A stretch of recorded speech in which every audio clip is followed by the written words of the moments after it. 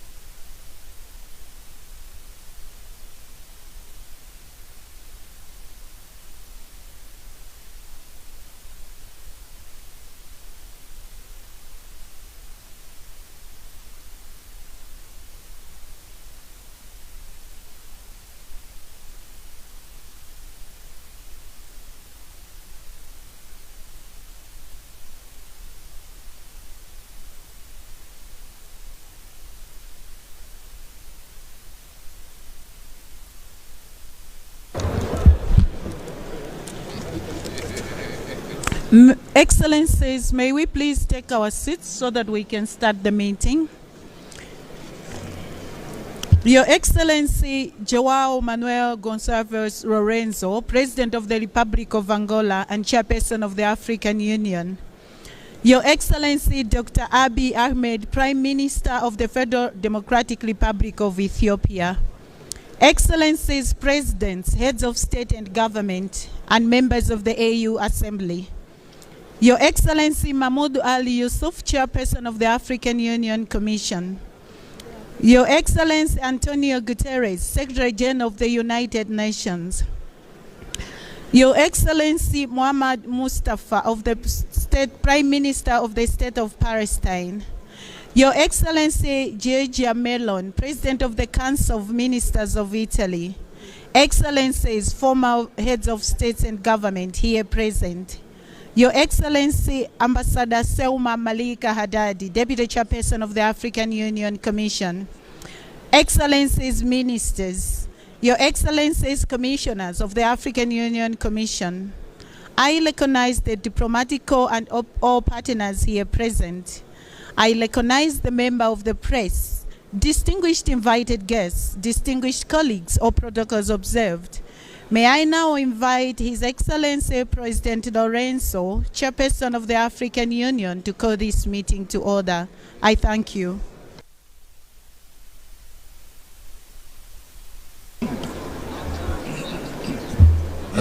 Agradeço a todos que tomem os seus assentos. Agradeço a todos que tomem os seus assentos.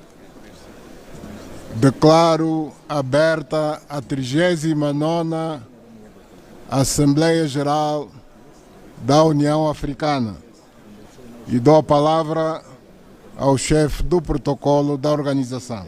Está a sessão aberta.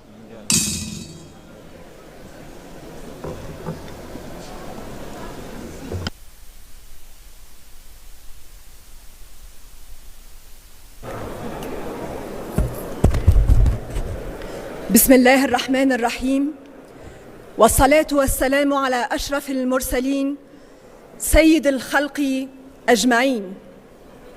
Excellences, Mesdames et Messieurs, tout protocole observé, je vous invite humblement à vous lever pour l'hymne de l'Union africaine.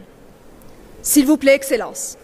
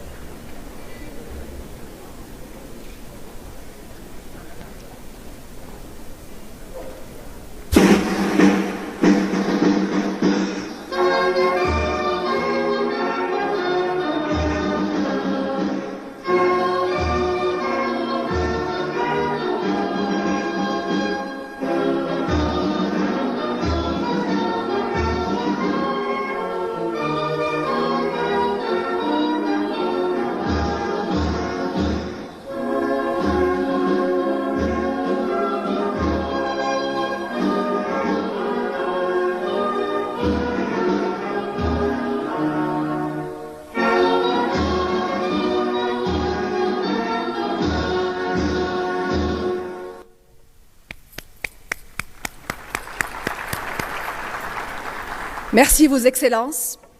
Prenez vos places.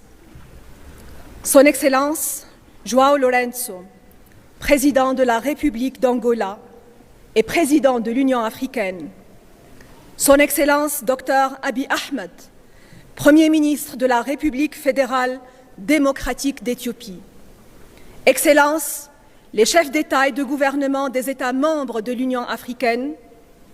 Son Excellence Mahmoud Ali Yusuf, Président de la Commission de l'Union africaine, Son Excellence Giorgia Meloni, Présidente du Conseil des ministres de la République italienne, Son Excellence Antonio Guterres, Secrétaire général de l'Organisation des Nations Unies, Son Excellence Mohamed Mustafa, Premier ministre de l'État de Palestine, Excellences, Messieurs les anciens présidents, ici présents, honorables premières dames, ici présentes, Son Excellence, ambassadeur Salma Malika Haddadi, vice-présidente de la Commission de l'Union africaine, Excellences, honorables ministres, Excellences, commissaires et l'ensemble de leadership de la Commission de l'Union africaine, Excellences, ambassadeurs, représentants permanents des États membres de l'Union africaine et des partenaires internationaux, Son Excellence, ambassadeur Fathallah Sijilmesi, directeur général de la Commission de l'Union africaine, Excellences, Mesdames et Messieurs, les chefs des organes et des agences spécialisées de l'Union africaine, Excellences, Mesdames et Messieurs, les chefs des communautés économiques régionales, Excellences, Mesdames et Messieurs, les chefs des institutions spécialisées des Nations unies et des organisations internationales ici présentes, Excellences, chefs des institutions financières africaines, distingués délégués, membres de la presse, Mesdames et Messieurs, tout protocole observé, bonjour à toutes et à tous. C'est pour moi un immense honneur de vous accueillir à la cérémonie d'ouverture de la 39e session ordinaire de la Conférence des chefs d'État et de gouvernement de l'Union africaine, tenue ici, au siège de notre organisation panafricaine, à Addis Abeba, la capitale de l'Afrique. Cette session importante représente la première de son genre depuis l'élection du nouveau leadership de la Commission en février de l'année dernière 2025, ce qui constitue une opportunité pour un échange franc et constructif sur les avancées réalisées jusqu'aujourd'hui. Excellences, Mesdames et Messieurs, le programme de notre cérémonie d'ouverture se déroulera comme suit. Dans un premier lieu, nous écouterons les allocutions qui seront données respectivement par Son Excellence Mahmoud Ali Youssef, Son Excellence Dr Abiy Ahmed, Son Excellence Antonio Guterres, Son Excellence Mohamed Mustafa, Son Excellence Giorgia Meloni et Son Excellence João Lourenço. Ces discours seront suivis par l'annonce de la composition du bureau de la conférence de l'Union africaine pour l'année 2026. Dans ce cadre, Son Excellence João Lourenço, président de la République d'Angola et président sortant de l'Union africaine, prononcera sa déclaration de passation de témoin de la présidence de l'Union africaine. Par la suite, Son Excellence Évariste Ndayishimiye, président de la République du Burundi, président entrant de l'Union, prononcera son discours d'acceptation. Et ces discours, Excellences, seront suivis par la cérémonie de présentation et de lancement du thème de l'année 2026 de l'Union africaine, à savoir garantir la disponibilité durable de l'eau et des systèmes d'assainissement sûrs pour atteindre les objectifs de l'agenda 2063.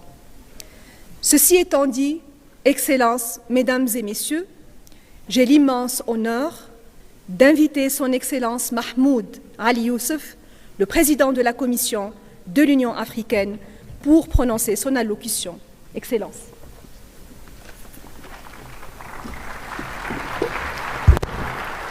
Bismillah ar-Rahman ar-Rahim. Excellence, Monsieur João Lourenço, président de la République d'Angola, président en exercice de l'Union africaine. Excellence, Dr Abiy Ahmed Ali, Premier ministre d'Éthiopie. Excellences, Mesdames et Messieurs les chefs d'État et de gouvernement. Excellence, Madame Giorgia Meloni, présidente du Conseil des ministres d'Italie. Excellence, Monsieur Mohamed Mustafa, Premier ministre de l'Autorité de Palestine. Excellence, Monsieur le Secrétaire général des Nations unies. Excellences, Mesdames et Messieurs les représentants des institutions panafricaines. Distingués invités, Mesdames et Messieurs. D'emblée, je vous adresse mes meilleurs vœux pour l'année 2026. J'aimerais également vous souhaiter à toutes et à tous la bienvenue à l'Union africaine. en particulier aux chefs d'État nouvellement élus. Permettez-moi aussi de féliciter et de remercier le président Lorenzo de l'Angola, dont la présidence de l'Union en 2025 a donné un élan nouveau à notre agenda continental. Excellences, Mesdames et Messieurs, ce 39e sommet de l'Union africaine aura pour thème l'eau et l'assainissement, une denrée vitale pour nos populations et les économies, un bien collectif qui doit être une source de paix, de rapprochement entre les nations. Notre sommet se tient dans un contexte géopolitique en crise, aussi bien sur le continent qu'à travers le monde. Faire taire les armes sur notre continent peine à aboutir. La fragilité politique et institutionnelle d'un certain nombre de nos pays nous préoccupe. Les conflits ouverts ou latents deviennent chroniques. Les changements constitutionnels de gouvernement refont surface et nous rappellent les temps obscurs post-indépendance. Le bouleversement de l'ordre international a certainement un impact significatif sur les affaires du continent, sans oublier les ingérences récurrentes dans nos affaires par des acteurs externes. Le multilatéralisme est mis à rude épreuve et l'on assiste à l'émergence de l'unilatéralisme et du protectionnisme. Face à ce constat, l'Afrique devra se renforcer à travers l'accélération de ses programmes d'intégration politique et économique. Les institutions panafricaines devront redoubler d'efforts et de détermination. La ZLECAf, l'ODA-NEPAD, le CDC et les autres mécanismes de l'Union africaine. Nous solliciterons de plus en plus les institutions financières africaines, l'AFC, la Banque africaine de développement, l'Afrique-Exim Bank. Excellences, Mesdames et Messieurs, les communautés économiques régionales doivent aussi monter en puissance. D'ici 2050, l'Afrique doit pouvoir se mesurer au grand bloc économique de l'avenir. L'agenda 2063 et les programmes phares doivent nous guider vers cette Afrique que nous voulons, forte, autonome et prospère. Il ne s'agit pas de vœux pieux, mais d'un impératif de survie. Les grands ensembles politico-économiques se préparent à cette polarisation du monde. L'Afrique est certes dans le sud global, mais l'Afrique a sa marque de fabrique et son marqueur identitaire. Excellences, Mesdames et Messieurs, les réformes de l'institution doivent se poursuivre. La mobilisation de ressources domestiques pour financer le programme du continent n'est plus optionnelle. Elle s'impose au regard du tarissement des financements extérieurs. Nos jeunes sur le continent sont impatients. Nos femmes attendent plus d'égalité. Notre société civile se positionne. Il est crucial d'accélérer l'industrialisation du continent et la transformation de l'agriculture. Et cela ne sera possible qu'en développant le potentiel énergétique de l'Afrique et en dotant le continent d'infrastructures performantes. Ce sont les conditions sine qua non de l'essor économique escompté. Excellences, Mesdames et Messieurs, les chantiers en perspective sont complexes et nombreux. Ces défis, vous les connaissez mieux que quiconque. Vous y êtes confrontés au quotidien dans vos pays respectifs. La Commission de l'Union africaine, à la tête de laquelle vous m'avez élu, n'épargnera aucun effort pour faire avancer cet agenda. C'est un travail de longue haleine. Il nous faudra inscrire nos actions dans la durée. Le plan quinquennal 2024-2028 a déjà été lancé. Cette décennie de l'agenda 2063 devra se démarquer par des niveaux d'exécution et de performance plus conséquents. Excellences, Mesdames et Messieurs, il est tout aussi primordial de se pencher sur la souffrance de nos populations, victimes de guerre, d'injustice, de déplacement. On ne peut pas passer sous silence leur calvaire quotidien. Du Soudan au Sahel, à l'est de la République démocratique du Congo, en Somalie et ailleurs, nos populations continuent à payer le prix fort de l'instabilité. Au Moyen-Orient, la Palestine et la souffrance de son peuple interpellent aussi nos consciences. L'extermination de ce peuple doit cesser. Le droit international et le droit international humanitaire sont le ciment de cette communauté internationale. Les préserver et les promouvoir demeurent les seuls gages de la paix dans le monde. Excellences, Mesdames et Messieurs, je vous souhaite un plein succès dans vos délibérations et je vous remercie.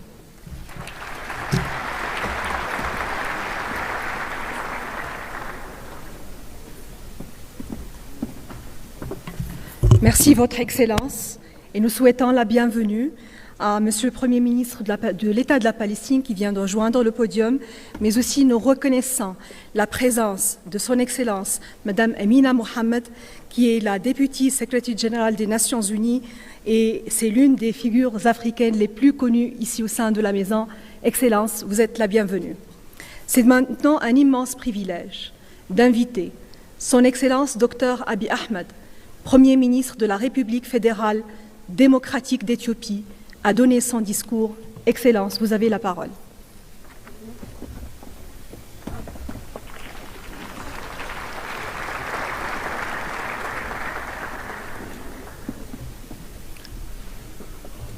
Your Excellency, João Lorenzo, outgoing Chairperson of the African Union, Your Excellency, Giorgia Meloni, Prime Minister of the Republic of Italy, Your Excellencies, Heads of State and Government, Your Excellency Mahmoud Ali Yusuf, Chairperson of the African Union Commission, Your Excellency Antonio Guterres, Secretary General of the United Nations, Your Excellency Madam Amina, Deputy Secretary General of the United Nations, former Heads of State and Government present, distinguished ministers, ambassadors, diplomats, ladies and gentlemen.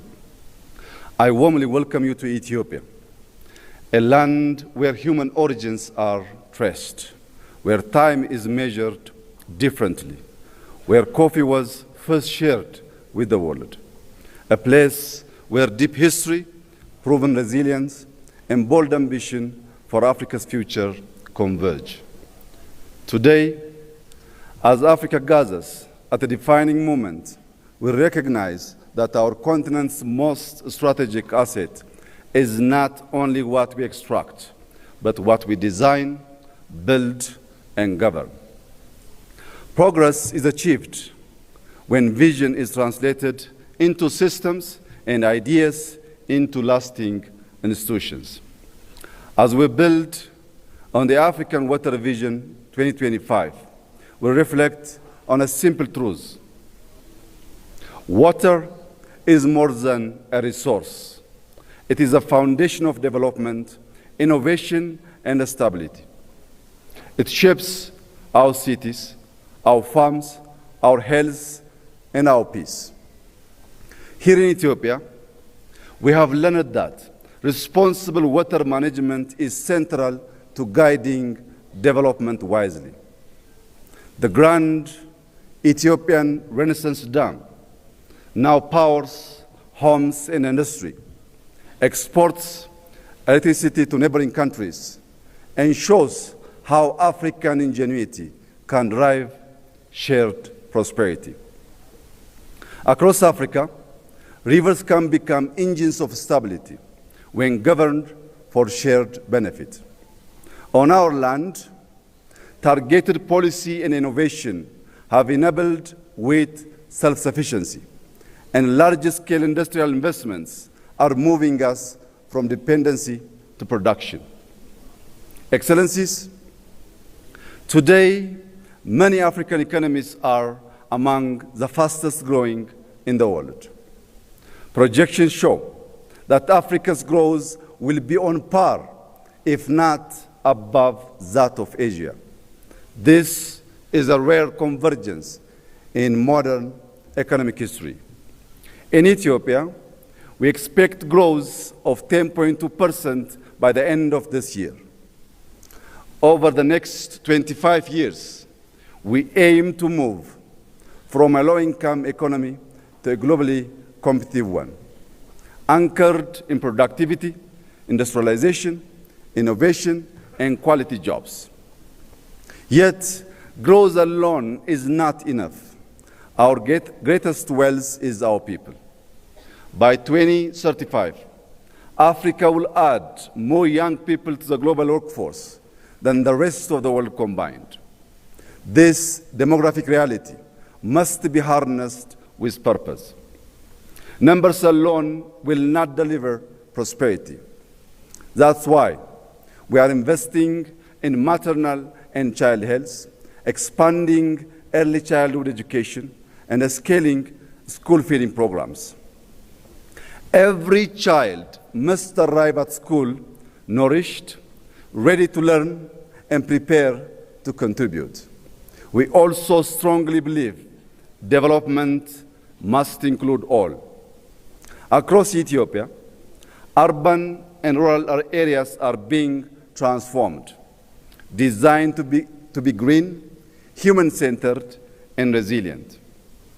Excellencies, in Addis Ababa, riverside renewal has transformed degraded waterways into clean, vibrant public spaces, reducing flood risk, restoring dignity, and strengthening community life. As Africa's urban landscape expands rapidly, we must be intentional.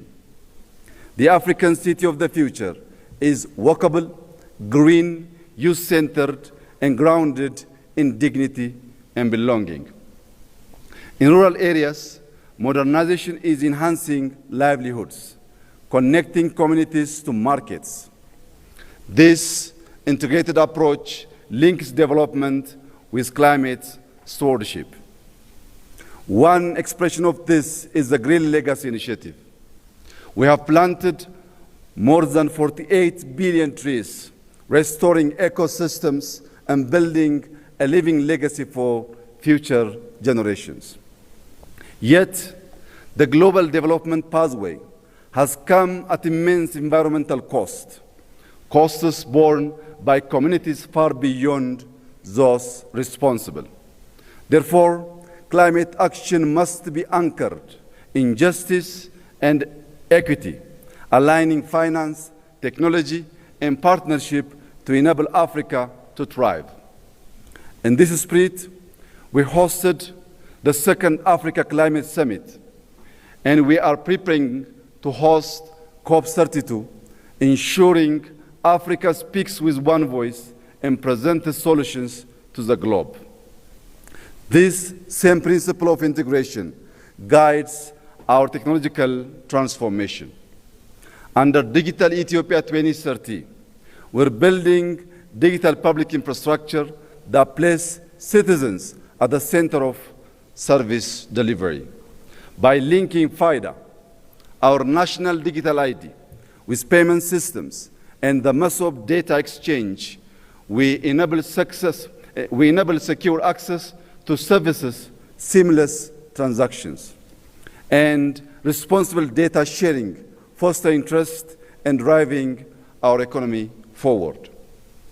In 2020, Ethiopia established Africa's first artificial intelligence institute.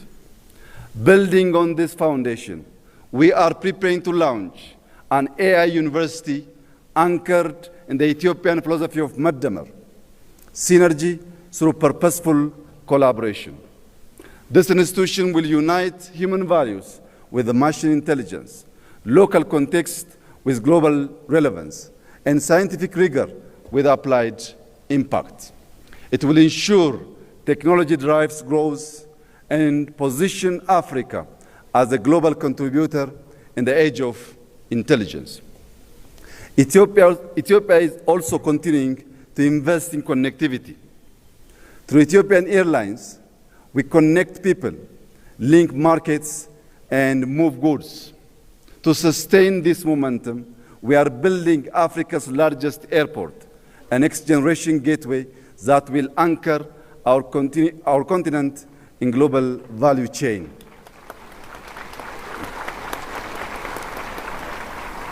Beyond aviation, Ethio Telecom is expanding across Africa, bridging the digital divide and linking our continent's future through strategic partnerships.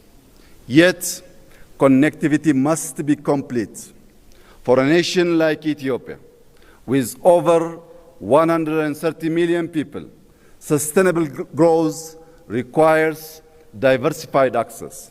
Ensuring reliable access to the sea through peaceful cooperation is fundamental to our economic future and to long-term stability and prosperity in the Horn of Africa. Excellencies, We meet at a moment of profound global transition. In this era of uncertainty, Africa's strengths will lie in a union that is confident and united. As we approach the African Union Silver Jubilee, the moment marks a transition from foundational unity to functional sovereignty. Sovereignty means owning our narrative. Through initiatives like Pulse of Africa, we amplify African voices because development is never complete without our story. Africa can contribute stability, scale, and solutions to a changing world. But we must do more than respond to crisis. We must shape agendas, turning vision into action, and leading with purpose. Every river we manage, every city we design, and every digital platform we deploy must generate resilience, opportunity, and dignity. By 2063, Africa will be defined by what we secure, what we sustain, and what we share. Ladies and gentlemen, this is our moment, and this is our responsibility.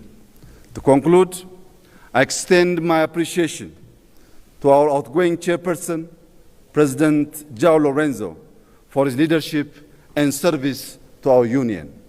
I also warmly congratulate our new incoming chairperson and wish him success in guiding Africa forward. God bless Ethiopia. God bless Africa. I thank you.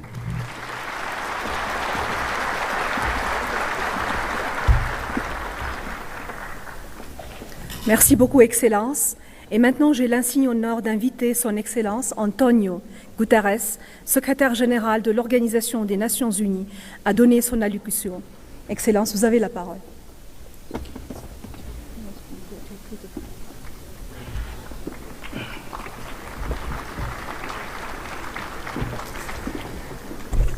Presidente João Lourenço da República de Angola e Chairperson da União Africana, distinguished heads of state and government of the Commission of the African Union, Excellencies, ladies and gentlemen. In a world filled with division and mistrust, the African Union is a flagship for multilateralism. My gratitude runs deep. I will carry with me always the unwavering, decisive support of the African group in the UN on issue after issue, initiative after initiative, in the shared struggle for justice and equality. Your solidarity has not only strengthened our efforts, it has moved me deeply, and I will never forget it. From day one of my mandate, we forged the UN partnership with the African Union rooted in respect, constant dialogue, and unwavering solidarity. Over the last decade, our cooperation has reached new heights. Joint frameworks on peace and security, sustainable development, and human rights. Collaboration during COVID-19, important new partnerships, and the landmark adoption of Security Council Resolution 2719, creating a pathway for predictable funding for AU-led peace support operations. We have been honored to support AU priorities, from silencing the guns to the African Humanitarian Agency to the promotion of inclusive political transitions.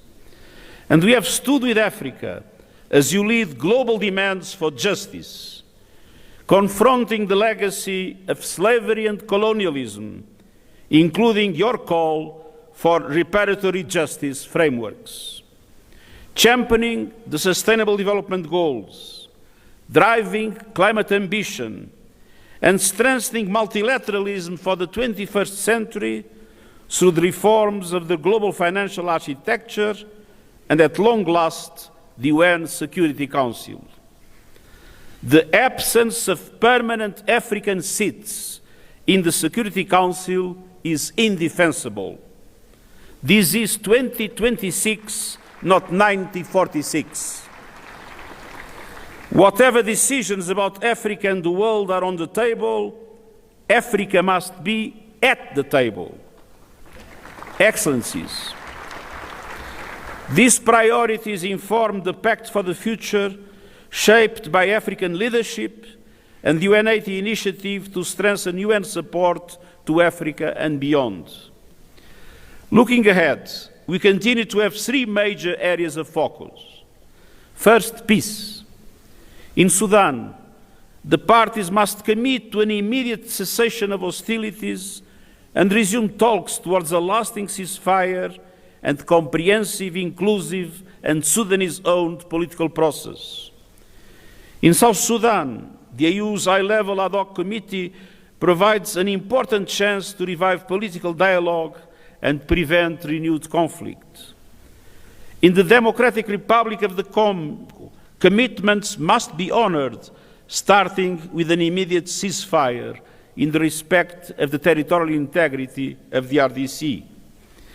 In the Central African Republic, political and security gains must be consolidated. And in Libya, all actors must advance a Libyan-led process supported by the United Nations Support Mission. Across West Africa and the Sahel, coordinated efforts are essential to end cycles of violence, terrorism, and displacement. And this Somalia, sustained and predictable funding for the EU support and stabilization mission is vital. I regret the Security Council's lack of consensus for finance through assessed contributions. If the mission of the EU in Somalia did not warrant global support, what would? More broadly, we are reviewing peace operations to ensure mandates are realistic, sequenced and well-resourced, and supported by clear transition strategies. Excellences, deuxièmement, l'action économique. Les pays en développement font face à un déficit de financement vertigineux des objectifs de développement durable de 4 000 milliards de dollars par an. Dans le même temps, l'Afrique perd chaque année davantage en remboursement de la dette et en flux financiers illicites qu'elle ne reçoit d'aide. Parallèlement, les pays africains paient des taux d'emprunt jusqu'à 8 fois supérieurs à ceux des économies avancées. Nous devons tripler la capacité de prêt des banques multilatérales de développement, mobiliser davantage de financement privé, réduire les coûts et les risques d'emprunt et soutenir les pays en situation d'endettement, de surendettement, et réformer l'architecture financière internationale afin de garantir aux pays en développement, et notamment aux pays africains, une voix et une participation pleine et entière dans les institutions financières et les prises de décision. La communauté internationale doit aussi assumer pleinement ses responsabilités dans la lutte contre le blanchissement de l'argent, l'évasion fiscale et les flux financiers illicites. Excellencies, third, climate action. Your team underlines the urgency of resilient water and sanitation systems in a warming planet. The science is unequivocal. The planet will overshoot the 1.5 degrees Celsius limit. Our common task is to make that overshoot as small, short, and safe as possible. The G20 accounts for close to 80% of global emissions, and they must deliver major reductions this decade. Meanwhile, Africa, with 60% of the world's best solar potential, can become a clean energy powerhouse. Yet Africa receives only 2% of global clean energy investment. After contributing almost nothing to the crisis, Africa faces faster than average warming. adaptation must be a priority. And that requires developed countries tripling adaptation finance and mobilizing the $1.3 trillion a year for developing countries by 2035, as agreed in Baku.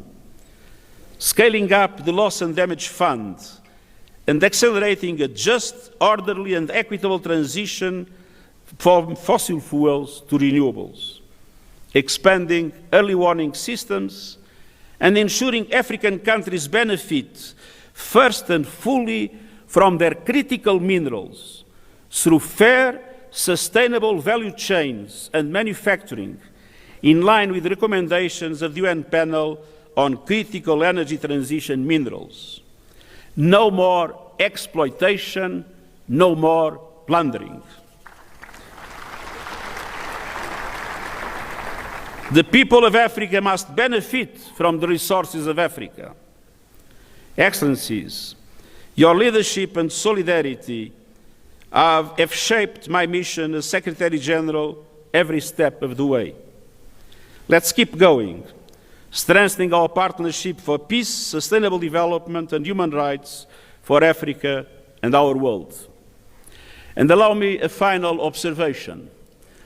Some have described my presence here as a farewell. It's not true.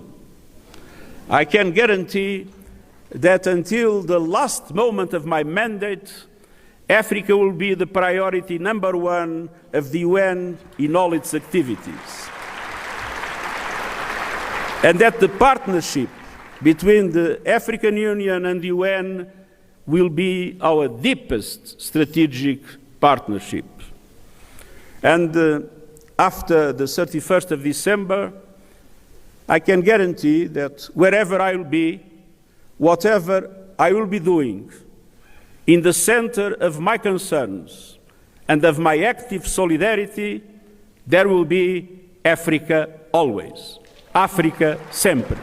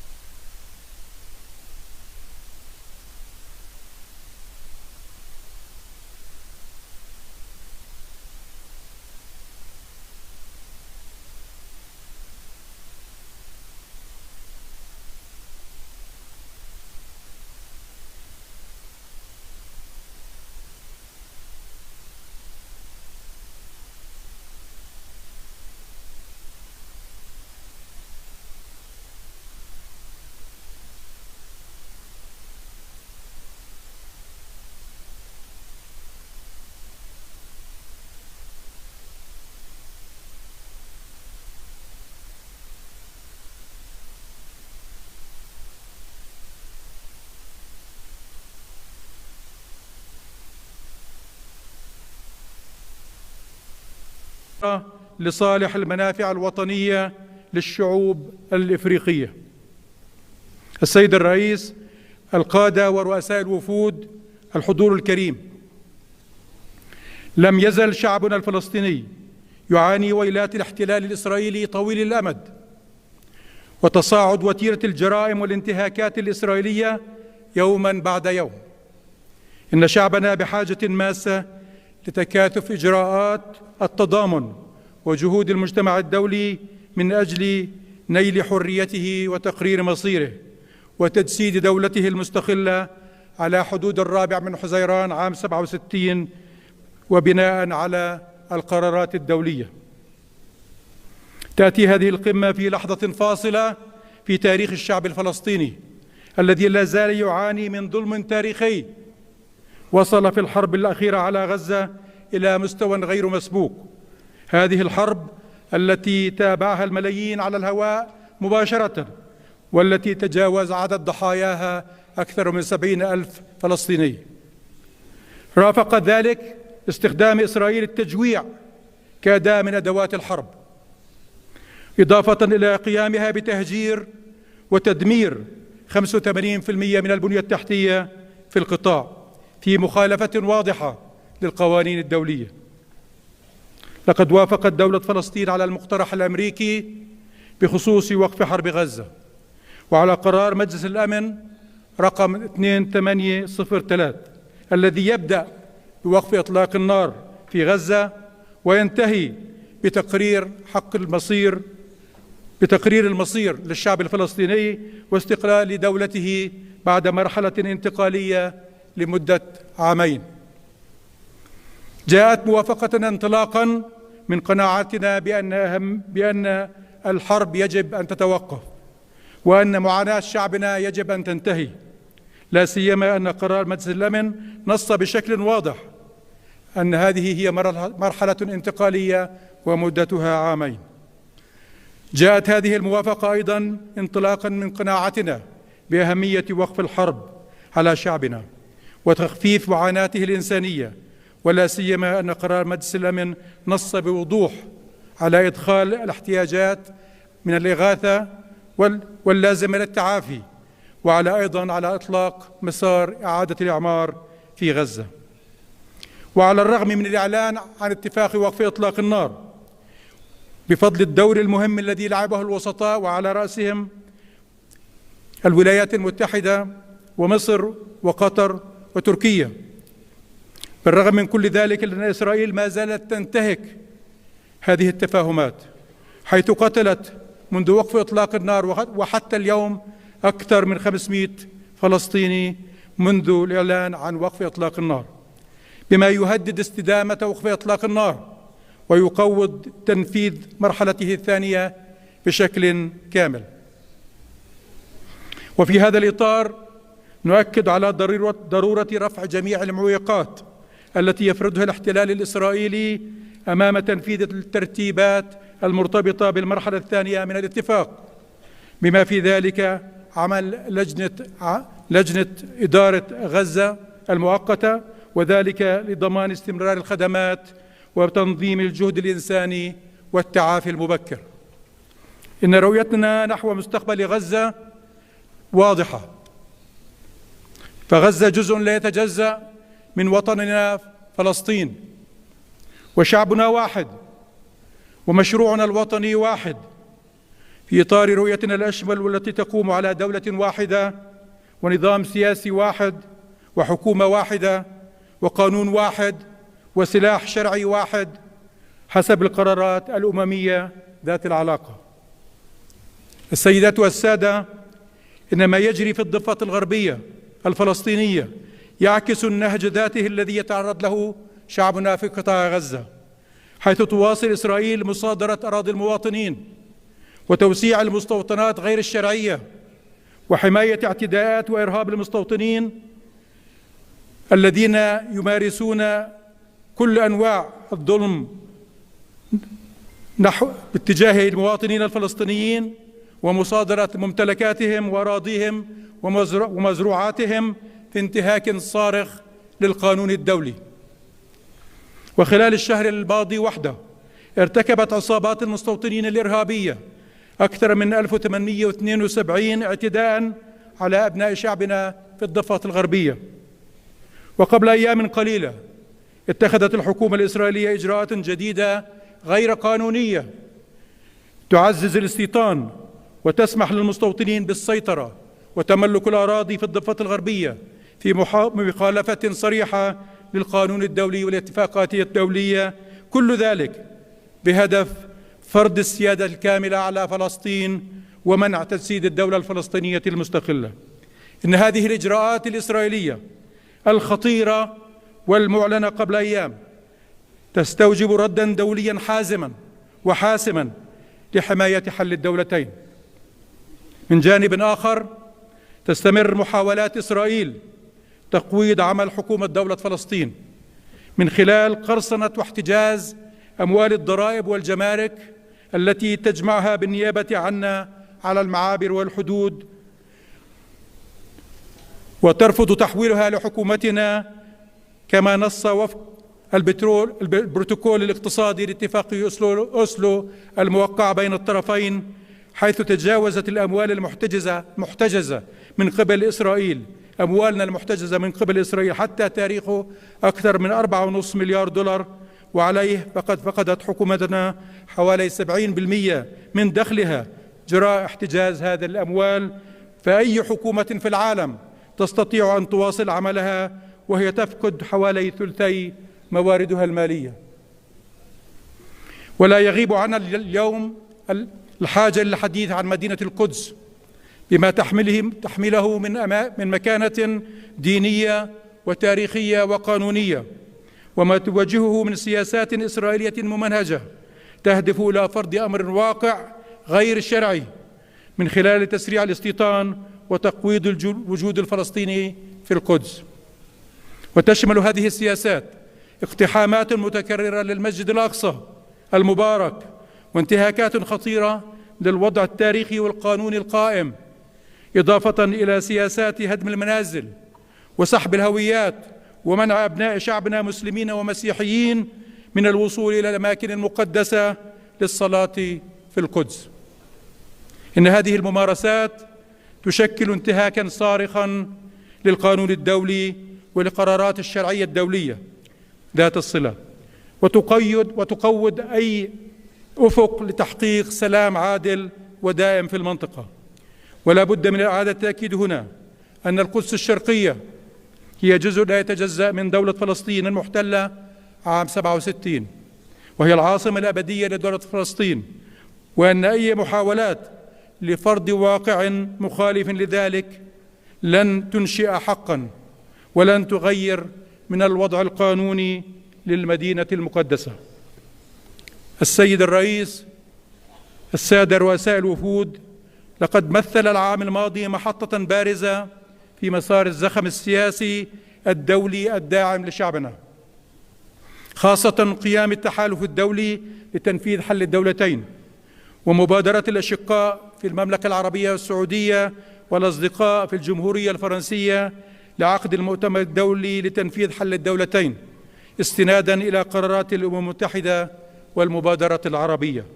وقد توج هذا المسار بإعلان نيويورك وملحقه الذي اعتمدته الجمعية العامة للأمم المتحدة في 12 سبتمبر أيلول من العام الماضي 2025 بدعم مقدر من دولكم. صوتت لصالح هذا الإعلان، وكان الاعتراف الدولي كبيرا بدولة فلسطين، حيث وصل عدد الدول التي اعترفت بدولة فلسطين إلى 160 دولة.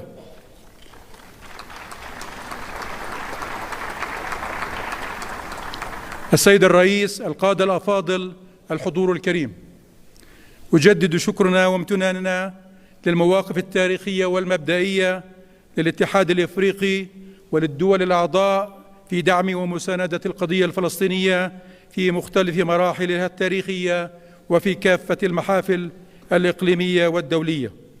كما نود أن نؤكد دعمنا لنضالكم وحقوقكم وأولوياتكم في إفريقيا، وضرورة تمكين القارة الإفريقية من أداء دورها الريادي في عالم متعدد الأطراف مع الحفاظ على سيادتها الوطنية وهويتها الثقافية والتاريخية. كما نحيي بهذه المناسبة الجهد الكبير الذي تبذله الأمم المتحدة وأمينها العام وكافة هيئاتها على ما تقدمه من دعم جليل وخدمات كبيرة لشعبنا. ونحيي أيضا كل الجهود الدولية الرسمية والشعبية التي أعطت القضية الفلسطينية موقعها التي تستحق كقضية مركزية على الأجندة الدولية. نجدد تأكيدنا ودعمنا الكامل لتطلعات أصدقائنا وأشقائنا في أفريقيا نحو الاستقرار والتنمية والازدهار. نتمنى النجاح والتوفيق لأعمال قمتكم ولمستقبل القارة الإفريقية وشعوبها الحرة مزيدا من الأمن والازدهار. والسلام عليكم.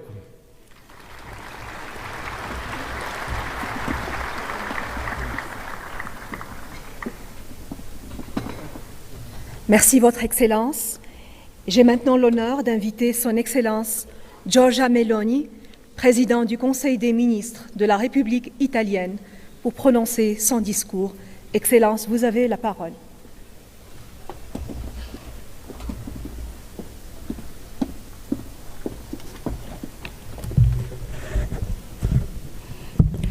Presidents, Prime Ministers, authorities, ladies and gentlemen.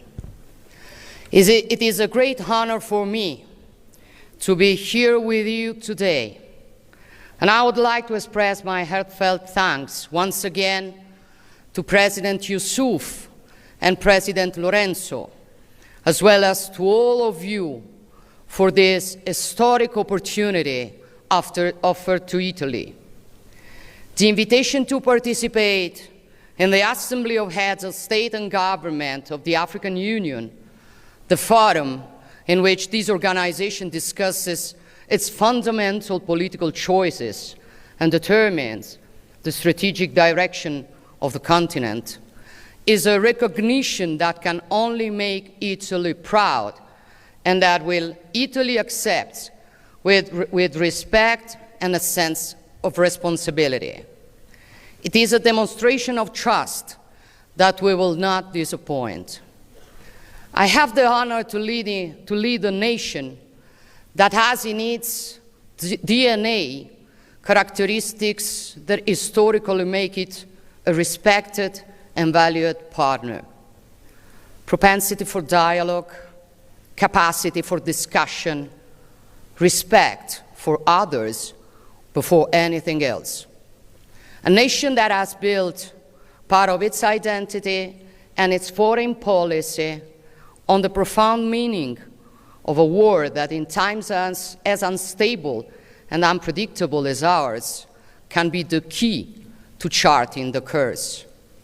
And that word is cooperation. The word cooperation comes from the Latin cooperare, to work with.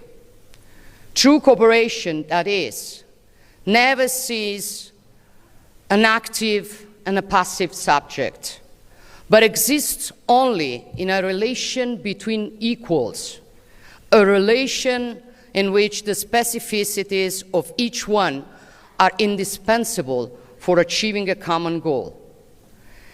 If you look down on someone, you cannot cooperate with them. If you want to plunder their resources, you are not cooperating with them.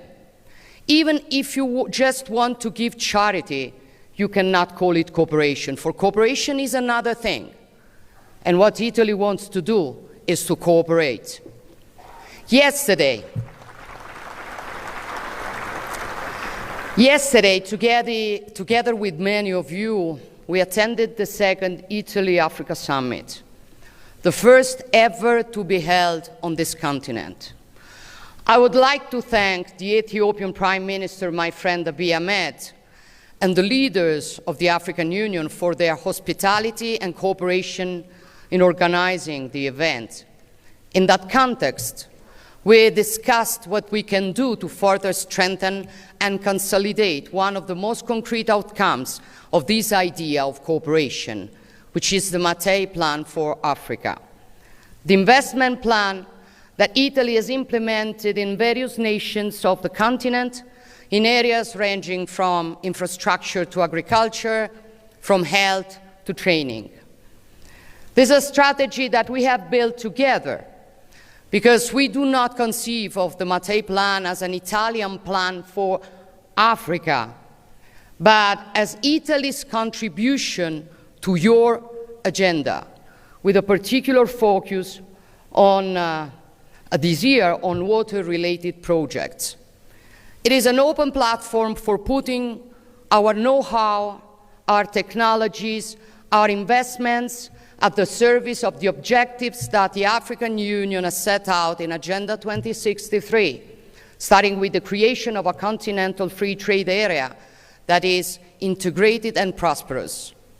This is an ambitious goal which we will support and which will require efficient, secure, and fast economic interconnections in order to be achieved. Like the Lobito corridor, the railway and infrastructure backbone that will connect African markets to global ones and bring people, ideas, and economies closer together. A strategic project that sees Italy at the forefront together with the United States and the European Union. In short, The Mattei Plan is a comprehensive strategy that generates concrete benefits for our peoples and aims to continually expand its scope, relying on the irreplaceable contribution of major United Nations agencies, and I want to thank the Secretary General Antonio Guterres, but also the World Bank, the African Development Bank, and many other partners who increasingly share our vision. 2 years ago in Rome, we set out the course together. And in recent years, we have followed it with consistency and determination, adding a new piece to the mosaic each time and bringing new nations on board every year. We have done so on many fronts, starting with what I consider to be crucial for building a true free Africa capable of determining its own destiny, addressing the issue of debt. We wanted to chart a course on this issue as well. Therefore, Italy has decided to launch a vast program to convert the debt of African nations, which includes, among its main points, the complete transformation of the debt of the most fragile and vulnerable countries into investments, and the strengthening of the contribution to the World Bank's AIDA funds. Similarly, we've introduced specific debt suspension clauses into our bilateral loans, allowing African nations affected by extreme weather events to free up fiscal space to help their population and rebuild essential infrastructures. These are choices based on justice and responsibility, which are crucial for freeing up resources that are vital for development and for assuring peace and prosperity, including in those areas of the continent that are currently more affected than others by instability, insecurity, and serious humanitarian crises, such as neighboring Sudan and Eastern Democratic Republic of Congo. But we also want our collaboration to be political at the multilateral level. We want to help strengthen the valuable work carried out daily by the African Union, ensuring greater consistency to the mediation activities carried out by the UN and the European Union and key international partners. We will continue to do our part because we are aware that the future of Italy and Europe also depends on a secure, prosperous, and peaceful Africa. It is often said in the many analyses of the troubled and complex times we are living in that history has started running again. This is true. And my opinion is that today it is running here. Africa is not a marginal chapter in this story, far from it. And those who do not understand this scenario risk being left behind. But those who understand this scenario see the reality. A continent with 1,000 peculiarities and 1,000 demands, some of which are very different from each other. A continent rich in resources, raw materials, and arable land, which can count on a decisive force in the age of knowledge, which is human capital. This is why Italy has focused much of its energy on training projects for young people, including in the field of artificial intelligence. In short, our point of view is that Italy and Europe cannot think about the future without taking Africa into proper consideration, because our future also depends on yours. Aware of this, Italy intends to continue to be a privileged bridge between Europe and Africa, making available the strength of its institutions, its great tradition of dialogue, and the expertise of its companies. We want to do this also to achieve another goal that we all consider momentous, to guarantee the men and women of this continent a freedom that has often been denied them, the freedom to choose to remain in their country, to contribute to its growth without being forced to leave it, often paying unscrupulous traffickers to risk their lives in an attempt to cross the Mediterranean. Those who believe that migration is necessary and indispensable are in fact acting selfishly.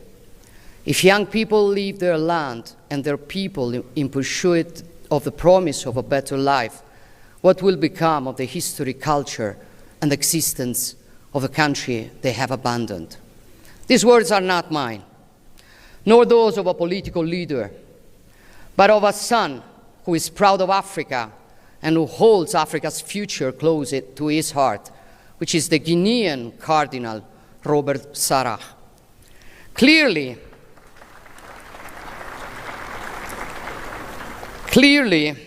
in order to guarantee the right not to have to emigrate, it is necessary to offer concrete opportunities for training and work, to enhance human capital and improve the quality of education, invest in skills and educational systems, and create industrial partnership and joint ventures capable of generating stable, quality employment in the territories.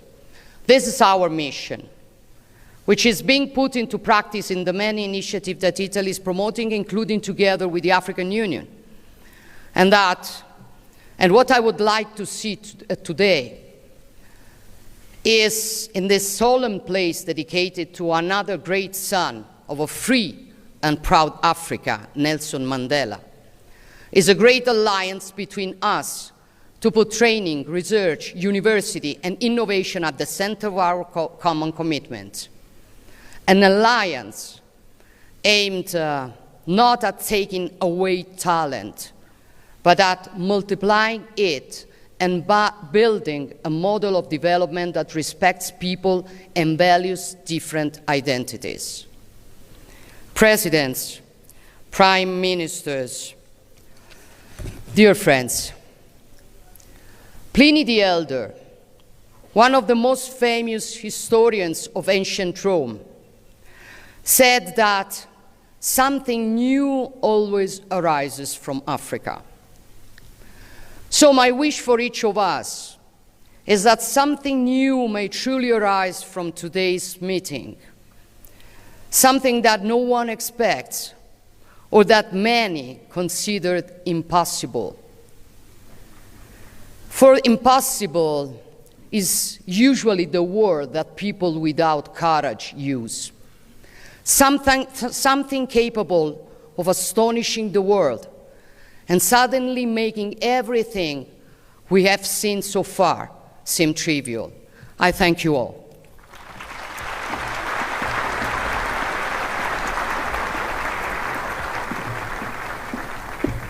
Thank you so much, Excellency. J'ai l'insigne honneur maintenant d'inviter Son Excellence João Lourenço, président de la République d'Angola et président de l'Union africaine, à prononcer son discours. Excellence, vous avez la parole.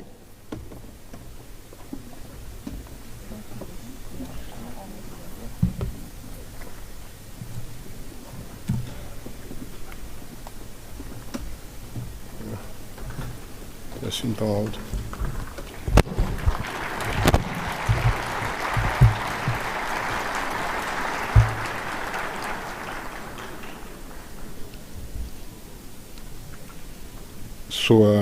Sua Majestade Swati III do Reino de Eswatini, ou seu representante, Sua Majestade Letsi III do Reino do Lesoto, Sua Excelência Abiy Ahmed Ali, Primeiro-Ministro da República Democrática Federal da Etiópia e anfitrião da conferência, Sua Excelência Evariste Ndayishimiye, Presidente da República do Burundi e próximo Presidente em exercício da União Africana, Suas Excelências, chefes de Estado e de Governo da União Africana, Sua Excelência o Primeiro-Ministro do Estado da Palestina, Sua Excelência Giorgia Meloni, Primeira-Ministra e Presidente do Conselho de Ministros da República Italiana, Sua Excelência António Guterres, Secretário-Geral das Nações Unidas, Suas Excelências representantes dos chefes de Estado e de Governo da União Africana, chefes de delegações, Sua Excelência Mahmoud Ali Youssouf, Presidente da Comissão da União Africana, digníssimos membros do Corpo Diplomático acreditado em Addis Abeba, Excelências, minhas senhoras, meus senhores. É com a mais elevada honra que, na qualidade de Presidente em exercício da União Africana, tomo a palavra para me dirigir a Vossas Excelências nesta magna Assembleia para proceder à abertura da 39ª Sessão Ordinária da Conferência dos Chefes de Estado e de Governo da União Africana, dedicada a um tema de importância estratégica para o presente e o futuro do nosso continente, que é assegurar a disponibilidade sustentável da água e sistemas de saneamento seguros para alcançar os objetivos da Agenda 2063. Começo por manifestar a minha mais profunda gratidão à Sua Excelência Abiy Ahmed Ali, Primeiro-Ministro da República Democrática Federal da Etiópia, e ao povo etíope, pela calorosa recepção e hospitalidade reservada a todas as delegações desde a nossa chegada a este país, de especial importância para o nosso continente, pela sua história, mas também por albergar a sede da União Africana, organização que une todos os povos de África.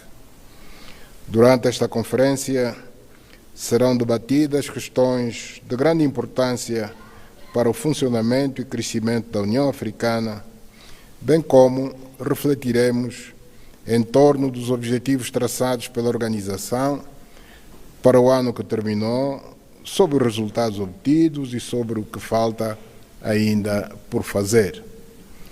Procuraremos, de igual modo, traçar conjuntamente o melhor caminho a seguir para garantir a operacionalização com êxito das questões relativas à água como um recurso vital, insubstituível e determinante para o desenvolvimento econômico, a saúde pública, a segurança alimentar, a estabilidade social, a paz e a paz em África.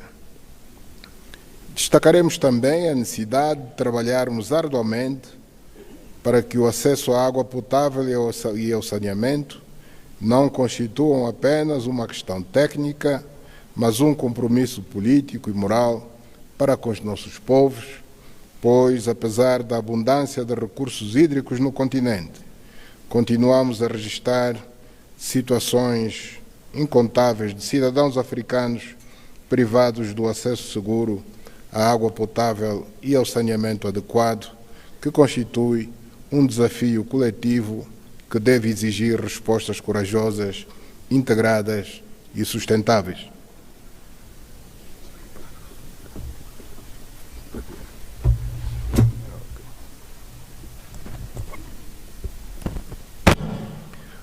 Os esforços que temos desenvolvido para a construção da África que queremos não poderão ser alcançados de forma plena sem que façamos investimentos significativos que tragam bons resultados no setor da água e do saneamento.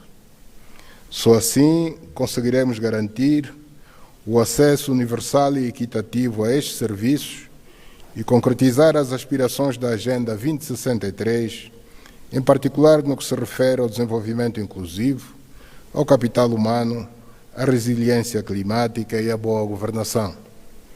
Excelências, minhas senhoras, meus senhores, há exatamente um ano, a República de Angola assumiu a presidência em exercício da União Africana, com a firme convicção de desenvolver iniciativas que contribuíssem para o cumprimento dos grandes objetivos constantes da Agenda 2063 da União Africana, bem como para a operacionalização de forma objetiva da questão relativa à busca da justiça para os africanos e afrodescendentes por meio de reparações, tema central adotado pela nossa organização para o ano de 2025. Esta missão, confiada pela primeira vez ao meu país, permitiu-me contribuir, com o vosso apoio, obviamente, para o progresso da nossa causa comum, na base dos valores partilhados, inspirados nos pais fundadores do pan-africanismo.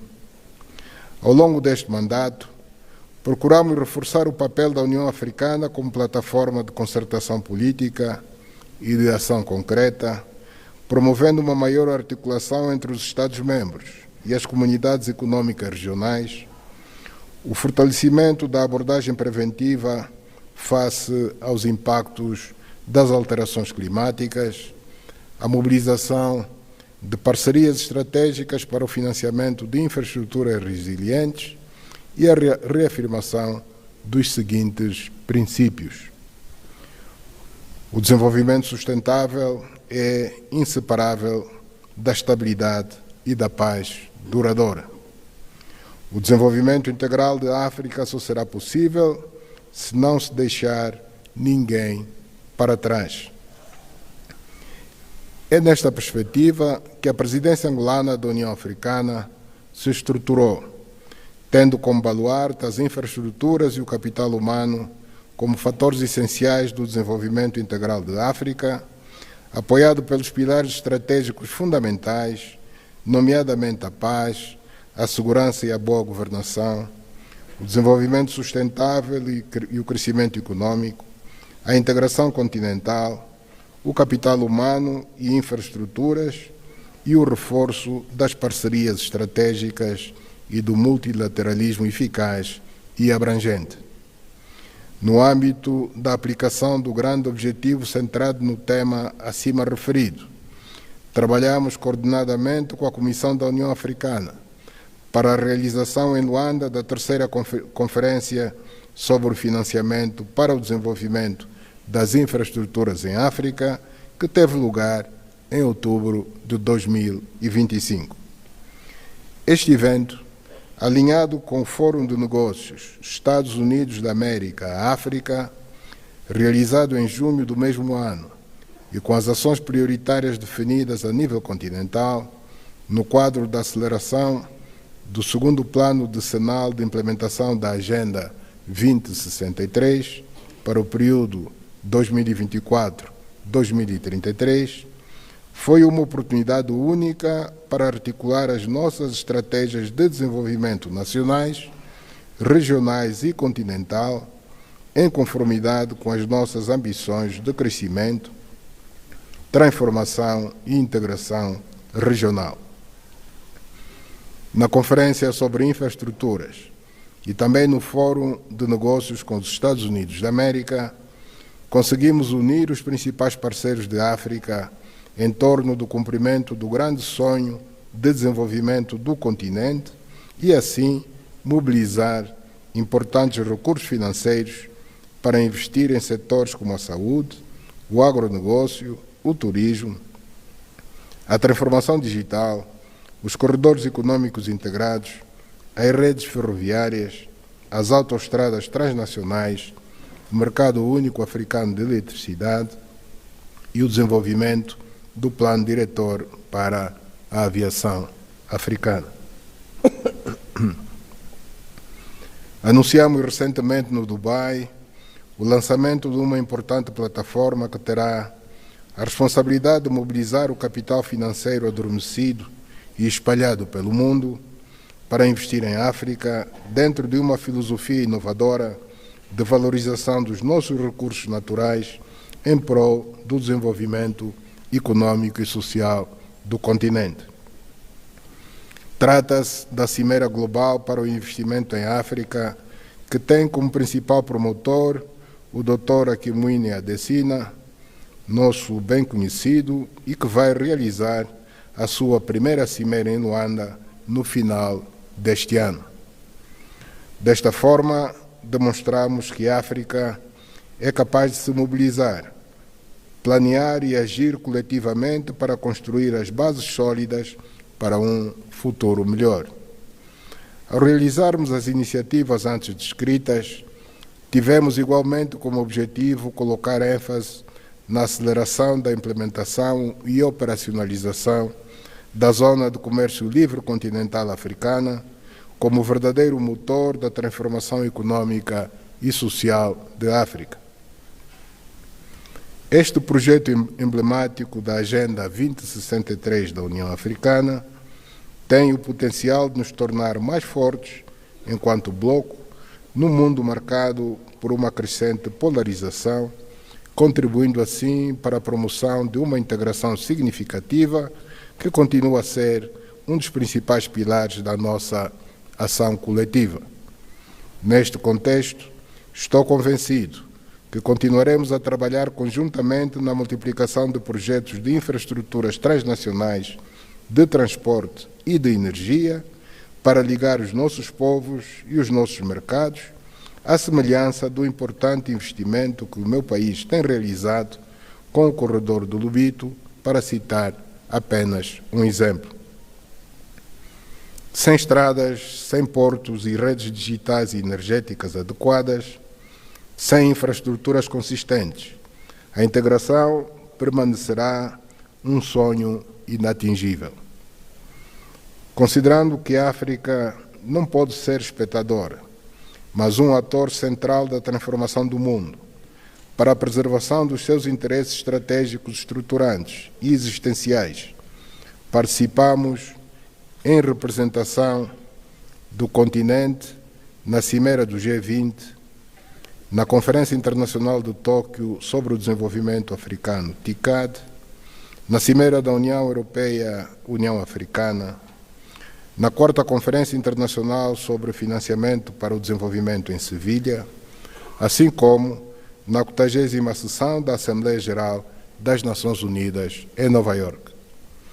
A participação nestes eventos foi de extrema importância para a África, porque aproveitamos essas ocasiões para defender a nossa posição comum sobre questões vitais para o continente, como a reforma da arquitetura financeira internacional, para torná-la mais inclusiva, eficaz e adaptada aos desafios atuais, o apoio para a redução dos custos da dívida dos países africanos e o aumento do acesso ao financiamento sustentável, o reforço da nossa capacidade de produção de energias renováveis, o aumento da resiliência climática e a proteção social.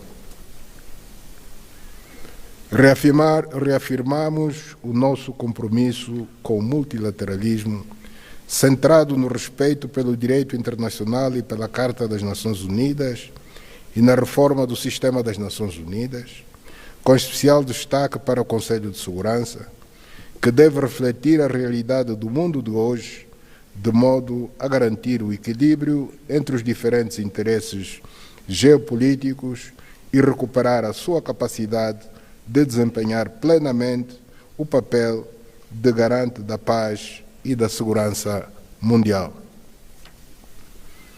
Defendemos a promoção da Zona de Livre Comércio Continental Africano como motor da integração econômica continental e como uma ferramenta importante para a estabilidade do comércio mundial. A par disso, destacamos a necessidade de contarmos com o apoio destes parceiros para o investimento no desenvolvimento industrial da África e para a transformação dos nossos sistemas agrícolas, de modo que se tornem resistentes às mudanças climáticas. A presidência angolana dedicou também uma atenção particular ao funcionamento interno da União Africana, quer do ponto de vista técnico, legal, como administrativo e organizacional. Gostaria de destacar a iniciativa de reforçar os métodos gerais de trabalho, adotando um modelo mais ágil, menos burocrático e capaz de conduzir a resoluções eficazes e conclusões sólidas, sustentadas por uma agenda que possa ser abordada em tempo razoável. Este esforço, que já encontrou consenso entre os Estados-membros, levará à adoção de uma decisão de grande relevância durante a presente sessão ordinária da Conferência. Paralelamente a isso, e ainda no âmbito das reformas de que a nossa organização necessita para um melhor funcionamento, quero realçar e congratular-me com o empenho e a dedicação que vêm sendo desenvolvidos por Sua Excelência William Ruto, Presidente da República do Quênia e campeão das reformas institucionais, que nos apresentará um relatório consolidado sobre o processo em curso.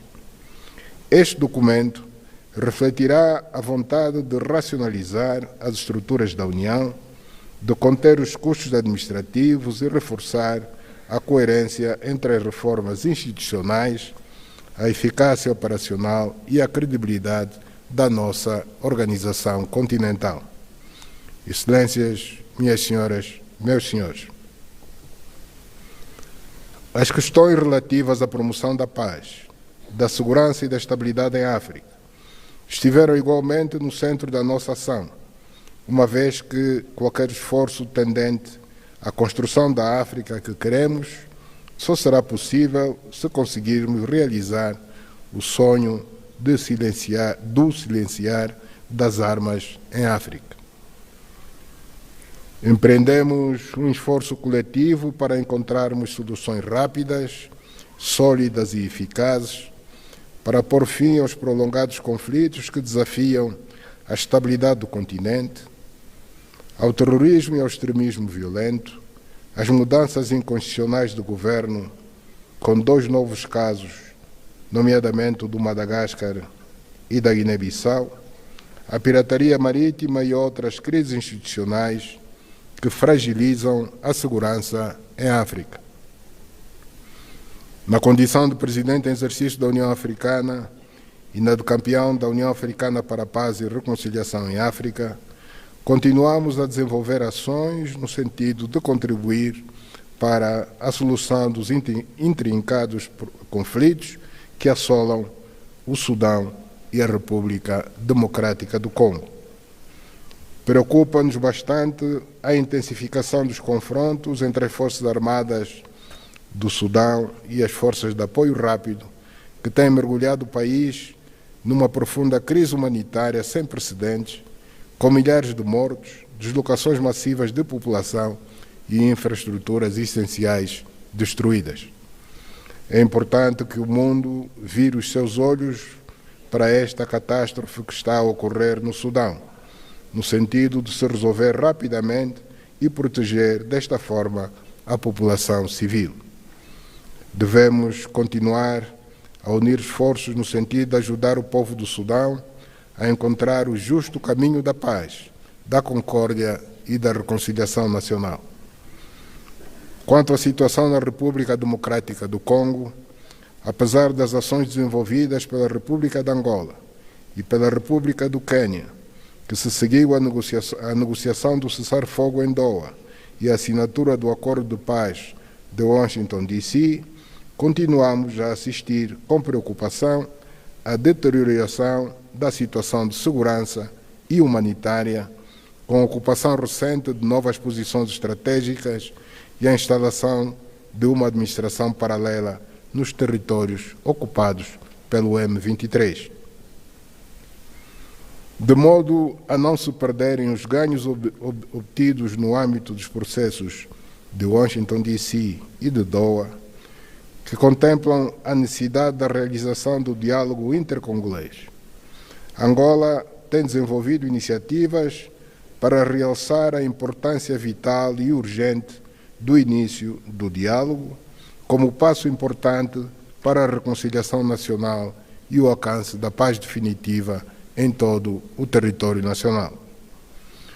No conjunto desses esforços, aproveito a ocasião para felicitar as iniciativas diplomáticas de Sua Excelência Faure Gnassingbé, Presidente do Conselho do Togo e mediador do processo de paz para o leste da RDC, que, procurando encontrar soluções africanas para os problemas africanos, tem vindo a desenvolver ações que podem ajudar a preservar a paz e a segurança neste país irmão. Merece igualmente uma grave preocupação a expansão dos grupos terroristas que continuam a atingir severamente o Mali, o Burkina Faso, o Níger, a Nigéria e o norte dos Camarões, colocando em risco a segurança das populações e a coesão dos Estados. Na Somália, apesar dos esforços do Governo Federal e da União Africana, através da missão de apoio e estabilização ao Sommet, os ataques repetidos dos terroristas fragilizam toda a região do Corno da África, com impacto na África Austral, designadamente no norte de Moçambique. Por isso, apelo a um apoio reforçado em todos os domínios, incluindo o incremento da advocacia junto dos parceiros internacionais, em particular o Conselho de Segurança das Nações Unidas, no sentido da mobilização de recursos adicionais indispensáveis ao sucesso da referida missão de paz. Aproveito igualmente este palco para reiterar a posição firme da União Africana que refuta qualquer tipo de iniciativa visando o reconhecimento da Somaliland como entidade independente, por violar os princípios do ato constitutivo da União Africana e da norma da inviolabilidade das fronteiras herdadas das independências. A preservação da soberania, da integridade territorial, da unidade e da estabilidade da República Federal da Somália é inegociável.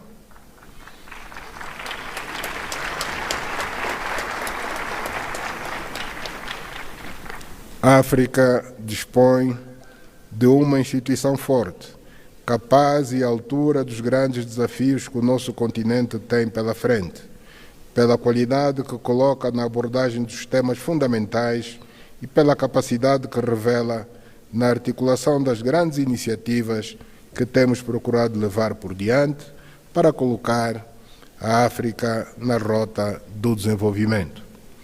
A União Africana goza de um crescente prestígio que se pode observar pelo interesse que muitos dos nossos parceiros internacionais manifestam ao pretenderem fazer ouvir a sua voz nos nossos conclaves, porque reconhecem o potencial do nosso continente, quer em termos da contribuição que pode prestar com os seus recursos para o desenvolvimento da humanidade, como em termos de posicionamentos políticos corajosos, embora sensatos, moderados e equilibrados, a respeito da paz e segurança internacionais, da economia e comércio mundiais, das crises energética, alimentar, humanitária e climática que o mundo de hoje vive.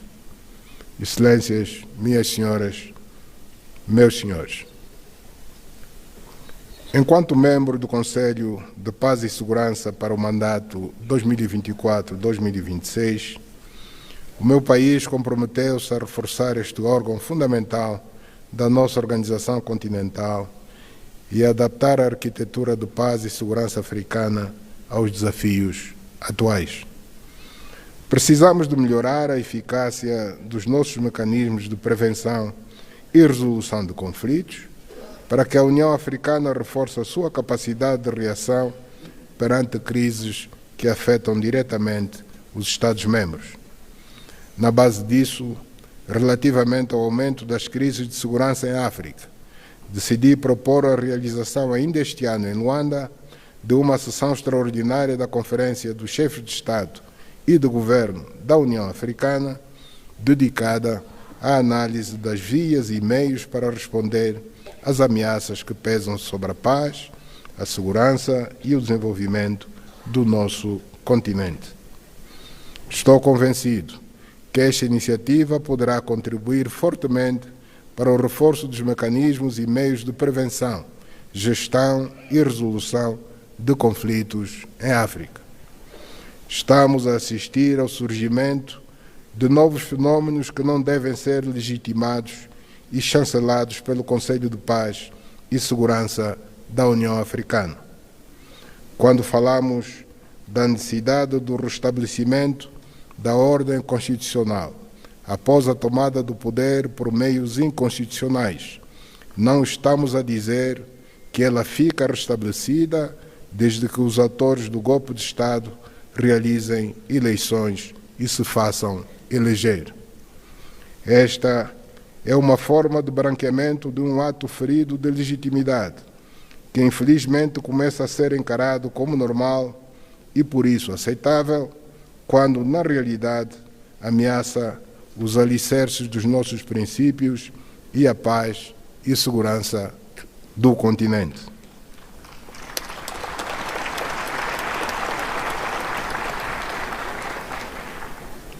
Isto não pode se tornar em um novo normal na forma de se alcançar o poder, porque seria uma forma indireta de encorajar a realização de golpes de Estado para seguir, se branquear e ficar tudo bem.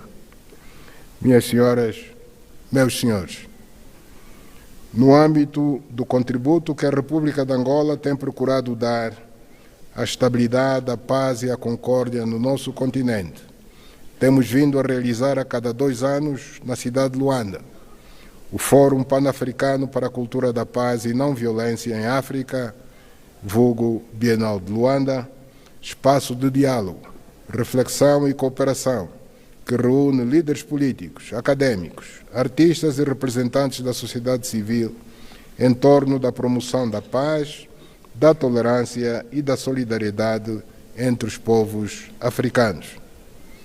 Este evento, que irá celebrar em outubro deste ano, em parceria com a União Africana e a Unesco, a sua 4ª edição, subordinar-se-á ao tema reforçar a governação da água em África como ferramenta de prevenção, mediação e resolução de conflitos, em alinhamento com o lema do ano 2026, escolhido pela nossa organização. Neste contexto, convido Vossas Excelências para se juntarem a nós em Luanda e participar ativamente neste importante evento. Excelências, minhas senhoras, meus senhores, vivemos uma era de reconfiguração geopolítica mundial, tornando-se indispensável que a África defenda posições fortes e comuns sobre questões vitais como as alterações climáticas, a saúde, os direitos humanos, a paz e a segurança alimentar e o multilateralismo, que deve ser visto como a mais importante ferramenta para a restauração da ordem mundial. O contexto geopolítico atual, marcado por uma fragilização preocupante das instituições de governação global, tem prejudicado imensamente os avanços positivos registrados no domínio do multilateralismo nas últimas décadas.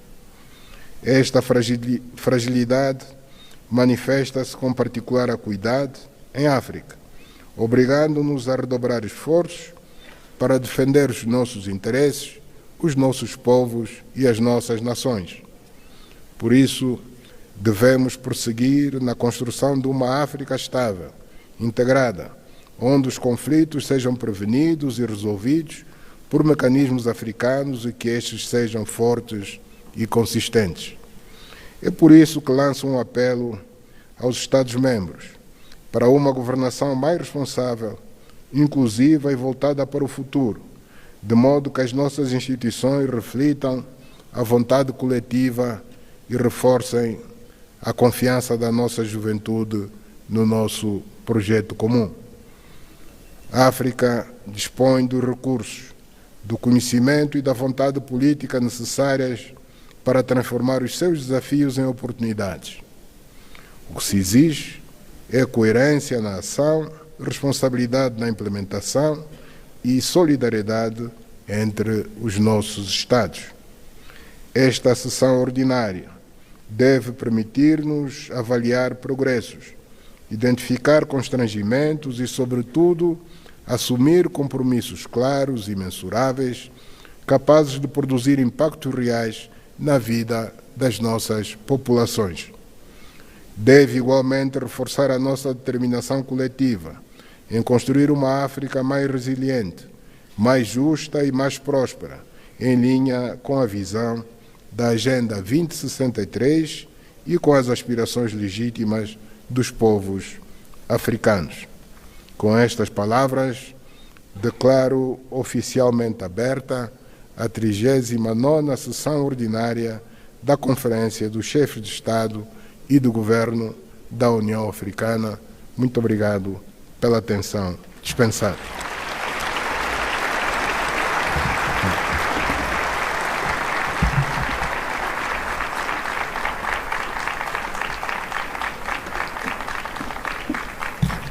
Merci beaucoup, Votre Excellence. Excellences, Mesdames et Messieurs, permettez-moi maintenant d'inviter Son Excellence, l'ambassadeur S.E.Ousmane, ambassadeur de l'Union des Comores en Éthiopie, représentant permanent auprès de l'Union africaine et doyen des ambassadeurs africains en Éthiopie, à présenter le nouveau bureau de la conférence de l'Union africaine pour l'année 2026. Monsieur l'ambassadeur, vous avez la parole.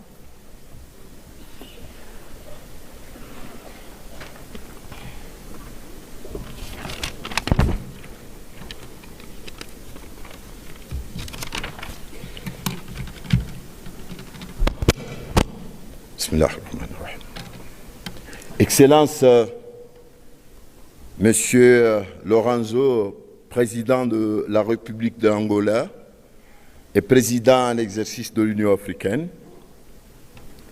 Excellence, Monsieur Abiy Ahmed, Premier ministre de la République d'Éthiopie.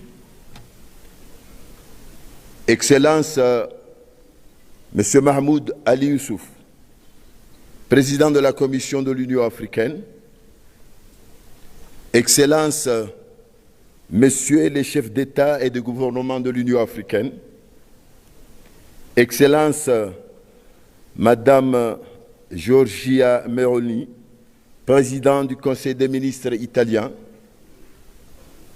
Excellence, Monsieur Mohamed Mustafa, Premier ministre de l'État de la Palestine.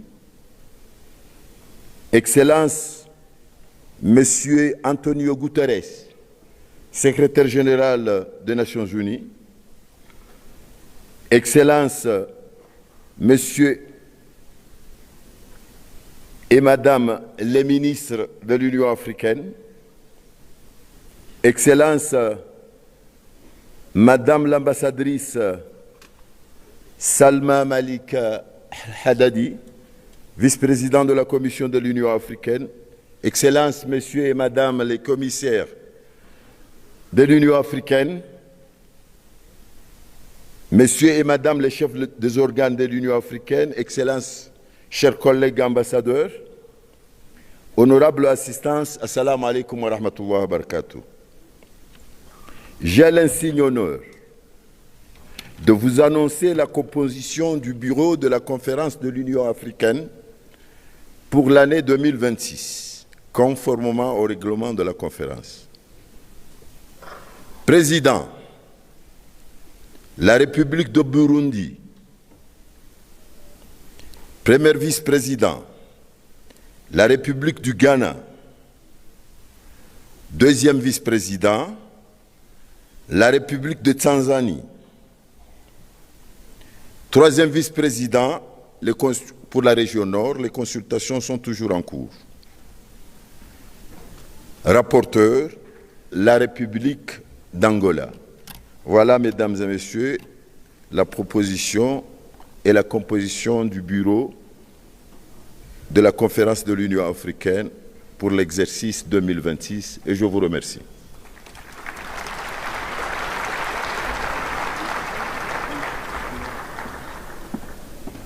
Merci beaucoup, Monsieur l'ambassadeur. Excellences, Mesdames et Messieurs, permettez-moi de passer maintenant à la cérémonie de passation du témoin de la présidence de l'Union africaine. J'ai l'honneur d'inviter Son Excellence João Lourenço, président de la République d'Angola et président sortant de l'Union africaine, pour prononcer son discours de passation de la présidence de l'Union africaine. Excellence, vous avez la parole.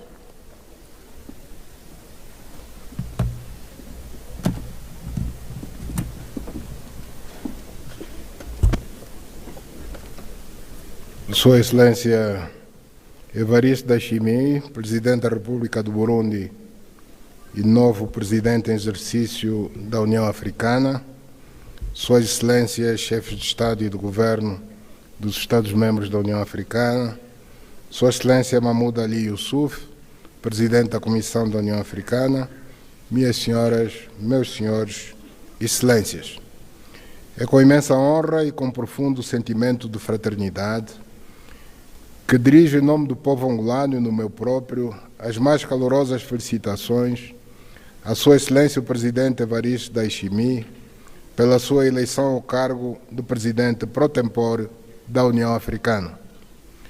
A escolha unânime de Vossa Excelência é o reconhecimento de todos nós de que a União Africana, nos próximos 12 meses, será conduzida por um estadista com as suas elevadas qualidades, o que constitui uma sólida garantia de que saberá cuidar dos nossos interesses e objetivos comuns, usando toda a sua sabedoria e a nobreza que o caracterizam na sua implementação. Desejo-lhe, assim, os maiores êxitos nesta dignificante missão ao serviço da África, tendo no horizonte a concretização das suas aspirações norteadas pelos princípios de unidade, solidariedade, paz, estabilidade e desenvolvimento inclusivo. Excelência, neste ano de 2026, impusemos a todos nós o desafio de colocarmos em marcha a aplicação de uma questão capital para o continente africano, que consiste em assegurar a disponibilidade sustentável da água e sistemas de saneamento seguros para alcançar os objetivos da Agenda 2063.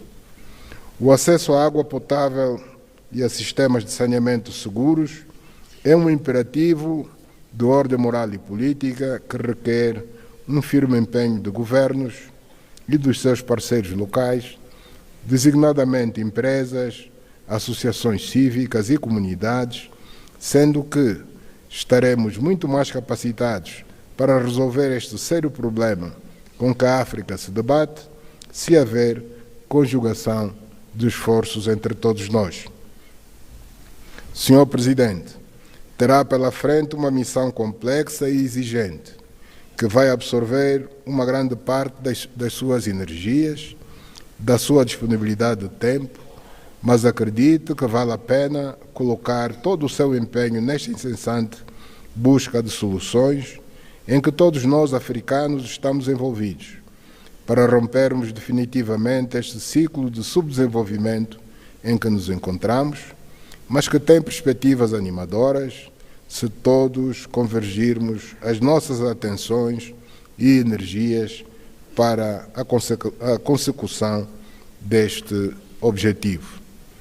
Neste momento em que vos passo o cetro, devo reconhecer o grande labor da Comissão da União Africana, do seu presidente, dos técnicos e de toda a equipa que me acompanhou com abnegação, com competência e com uma dedicação ímpar e merecedora do meu louvor à causa da restauração da dignidade e da definição de um horizonte de progresso e de desenvolvimento visível e concreto sobre o que a África é e será no futuro.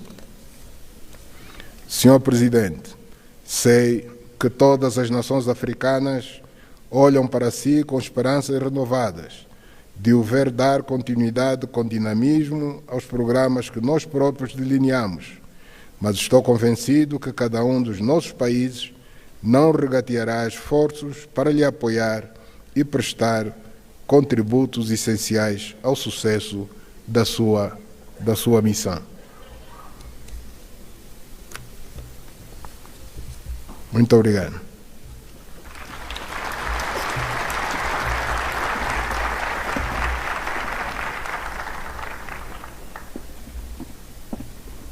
Merci beaucoup, Monsieur le Président. Excellences, Mesdames et Messieurs, j'ai l'honneur d'accueillir Son Excellence Evariste Ndayishimiye, Président de la République du Burundi et Président entrant de l'Union africaine pour la cérémonie de passation sur le podium et pour prononcer son discours d'acceptation. Sous vos applaudissements, Mesdames et Messieurs, Monsieur le Président Évariste Ndayishimiye.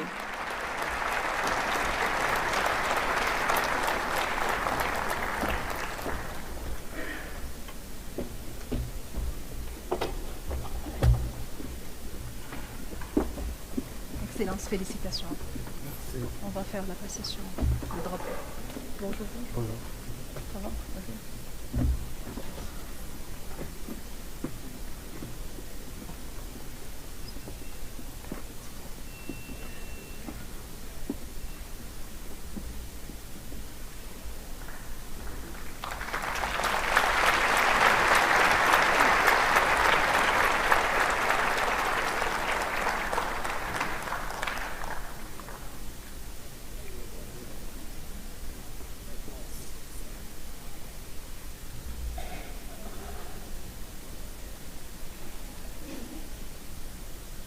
Bom, vamos então dar início ao processo de passação, começando pela bandeira da nossa organização, a União Africana.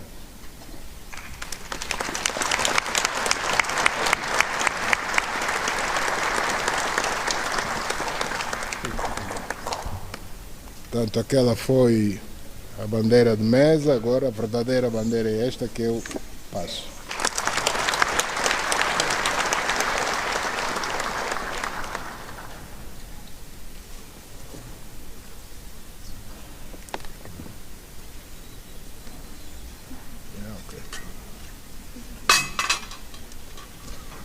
Bom, e agora o mais importante, o símbolo do verdadeiro poder, chamar pela ordem. Quem estiver fora da ordem corre o risco de levar com o martelo na cabeça.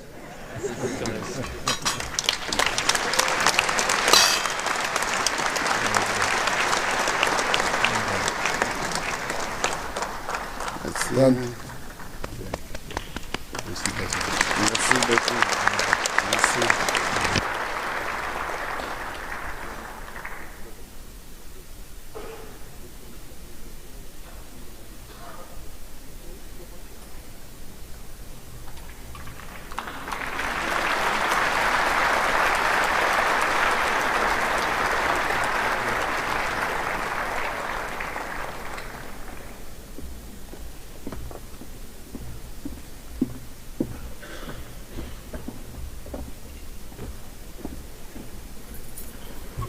Excellence, Monsieur le Président, nous vous invitons à prononcer votre discours. Je vous remercie.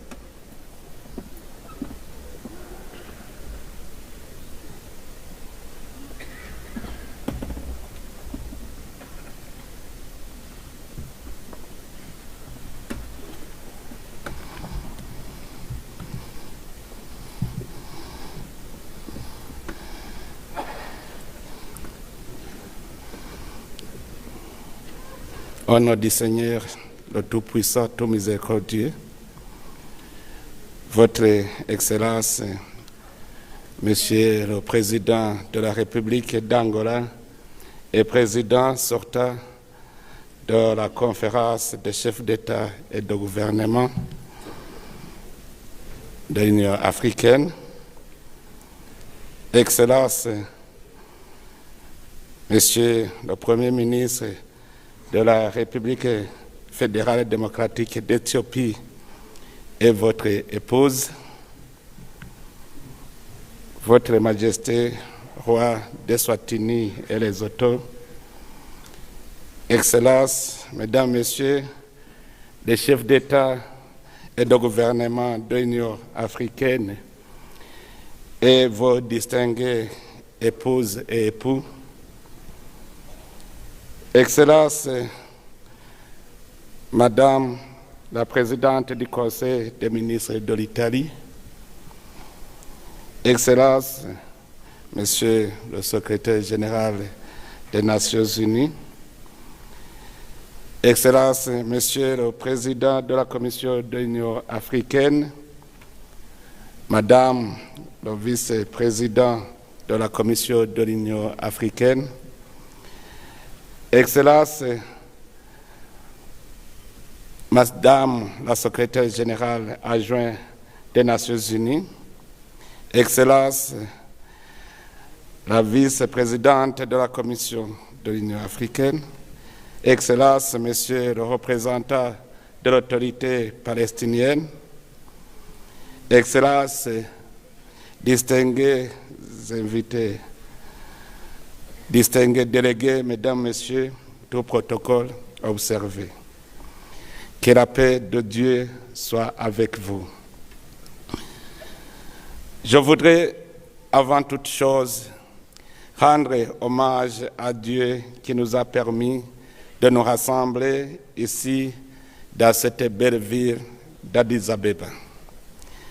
J'adresse mes sincères remerciements aux autorités éthiopiennes pour l'accueil chaleureux qui nous a été réservé et pour l'hospitalité légendaire dont elles ont fait preuve jusqu'à ce jour. À travers l'attention, la courtoisie et le sens élevé du devoir tout au long de notre séjour, l'Éthiopie a une fois de plus confirmé son rôle historique de terre d'unité africaine et de dialogue entre les peuples. Je voudrais également rendre un vibrant hommage au père fondateur de l'Organisation de l'Union africaine qui, en 1963, ici même à Addis Abeba, ont su transformer l'idéal panafricain en un projet politique concret au service de l'unité, de la solidarité et de la souveraineté du continent. Ils ont œuvré avec conviction pour faire de l'OIA devenir Union africaine en 2002 un instrument de libération, de dialogue et de coopération entre les États africains, convaincus que l'unité était la clé de la dignité et du progrès du continent, un héritage précieux qui continue de nous inspirer. Je me joins donc aux autres qui m'ont précédé pour célébrer avec vous la mémoire du courage de nos illustres prédécesseurs et il le faut. Excellences, Mesdames, Messieurs, du haut de cette estrade, je voudrais vous exprimer ma gratitude pour la confiance que vous venez de placer en ma personne et à travers moi en la République du Burundi et à tout le peuple burundais. C'est une responsabilité immense. C'est une responsabilité immense que vous venez de placer entre nos mains. Mes émotions me poussent à me demander qui suis-je pour conduire toute l'Afrique vers sa destinée pendant cette année. Je crois que je pourrai tout par mon Seigneur qui me fortifie, car je sais qu'il ne choisit pas les plus forts, mais il fortifie ce qu'il a choisi.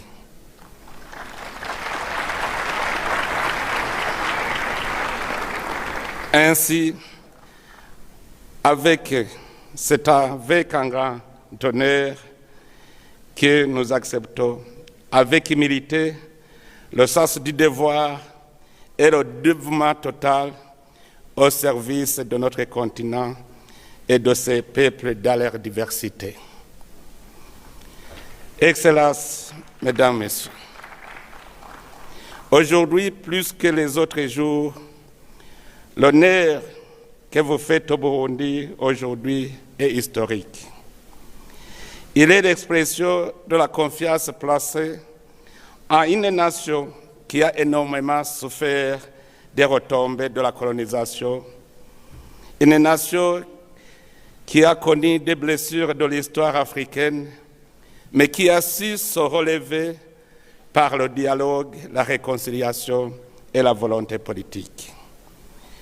Je tiens à vous assurer que le Burundi exercera cette présidence dans un esprit d'écoute, d'impartialité et de coopération avec tous et pour le bien de tous.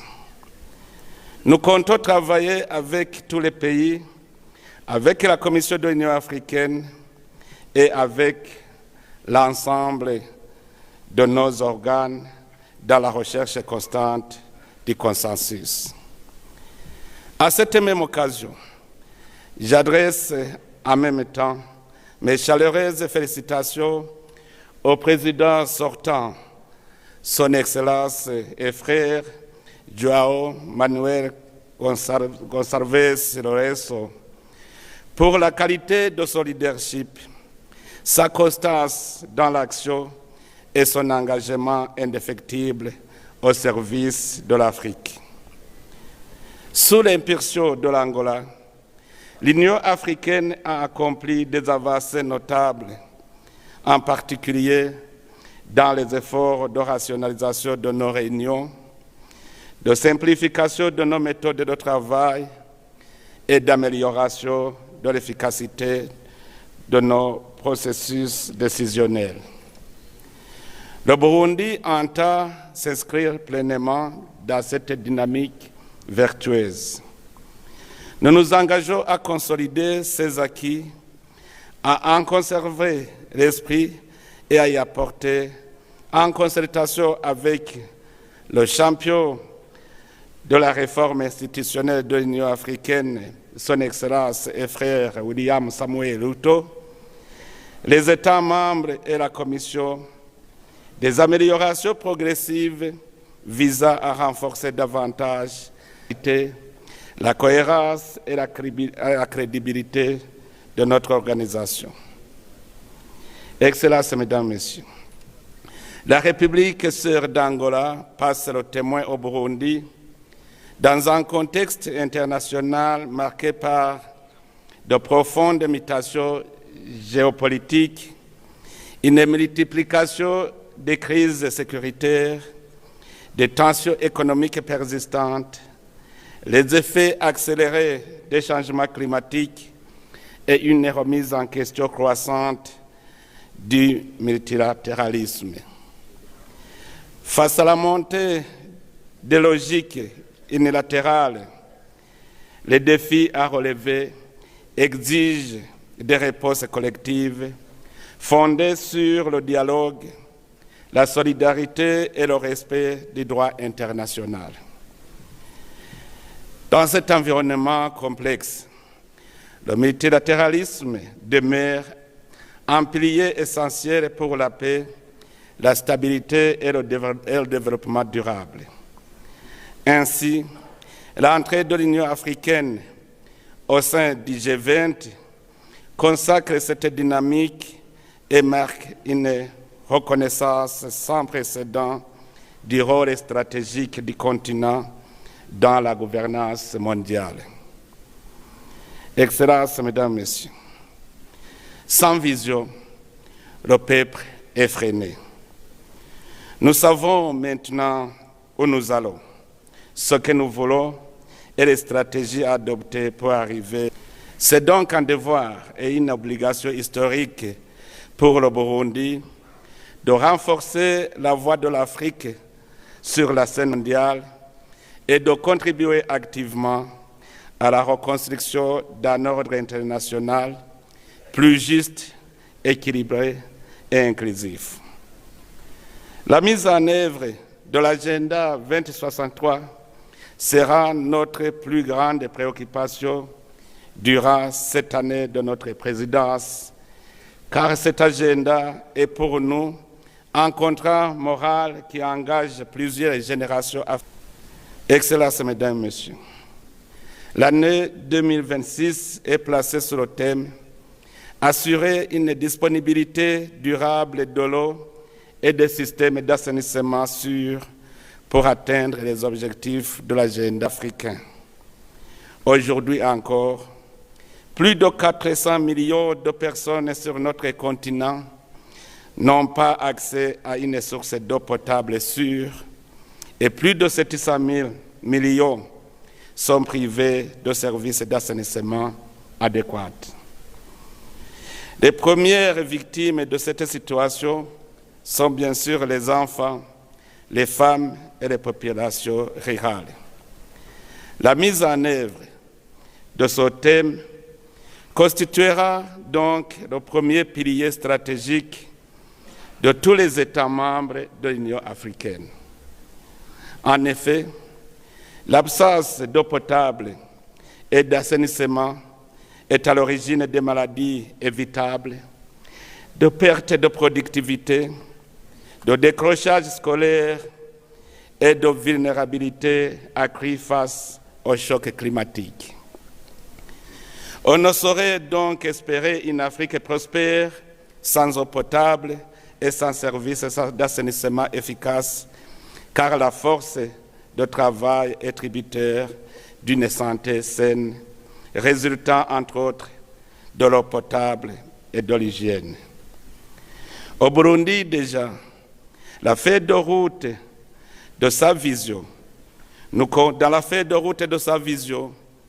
comptons accélérer l'addiction d'eau potable pour s'assurer que d'ici 2040, chaque famille rurale aura droit d'atteindre à une fontaine d'eau potable à une distance maximale de 15 minutes aller-retour.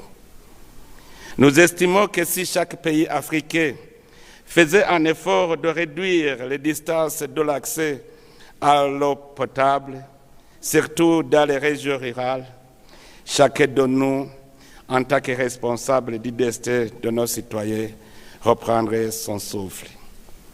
Je me réjouis que ce thème de l'année ait déjà mobilisé l'institution ministérielle sectorielle qui a adopté en septembre dernier à Dakar la vision de la politique africaine de l'eau 2063 et tient aujourd'hui une table ronde sur l'accélération de l'accès à l'eau et à l'assainissement en Afrique. J'ai hâte de recevoir son projet de décision afin que cette conférence puisse adopter et mettre en œuvre cette vision et cette politique du continent sur l'eau et l'assainissement et m'engage à la présenter comme position commune de l'Afrique et sa contribution à la conférence des Nations Unies sur l'eau prévue en décembre 2026 aux Émirats arabes unis afin d'accélérer l'action mondiale en faveur de l'objectif 6 du développement durable et de placer les priorités de l'Afrique en matière d'eau au centre de l'agenda international. Nous ferons de notre mieux pour promouvoir la coopération afin de favoriser une gouvernance solidaire des bassins partagés, la mobilisation des investissements publics, privés et mixtes destinés à financer les projets liés à l'eau. Nous sensibiliserons tous ceux qui interviennent dans le secteur de l'eau à impliquer directement les communautés locales et les femmes dans la gestion des ressources afin de produire l'impact final qui est de transformer l'accès à l'eau en levier de santé, de paix et de prospérité.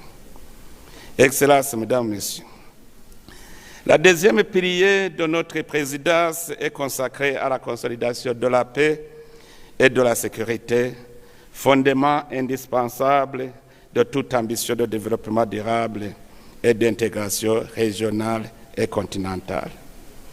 Nous le savons, Excellences, la paix est la condition essentielle de la stabilité institutionnelle, de l'investissement productif, de la cohésion sociale et de la confiance entre les peuples et les États. Je souligne ce mot paix parce que le Burundais reconnaît que le retard que le Burundi a eu dans son développement a été causé par les conflits alors qu'il avait des atouts énormes pour son développement. Il a aussi cette heureuse expérience d'une sortie de conflit par voie pacifique, du maintien de la paix une fois retrouvé. Dans notre exercice de la présidence, nous ne ménagerons aucun effort en faveur de l'initiative Faire taire les armes, qui incarne l'aspiration profonde de nos peuples à vivre dans la sécurité, la dignité et l'espérance. Nous voudrions que l'Union africaine accorde une attention particulière au renforcement de la complémentarité entre l'architecture africaine de paix et de sécurité et l'architecture africaine de gouvernance dans une approche intégrée, reliant prévention des conflits, alerte précoce, diplomatie préventive, médiation, gouvernance inclusive et reconstruction post-conflit, en étroite collaboration avec les communautés économiques et régionales et les mécanismes régionaux de rétablissement de la paix.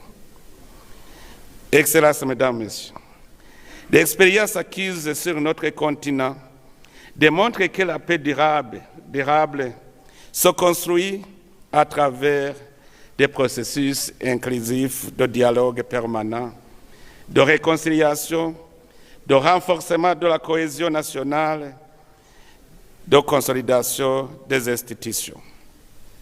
Elle repose également sur la promotion d'une gouvernance participative, de la justice et du développement économique équilibré, ainsi que sur la prise en compte des facteurs structurels de fragilité, notamment la pauvreté, les inégalités persistantes, l'exclusion des jeunes et la marginalisation de certaines composantes de nos sociétés.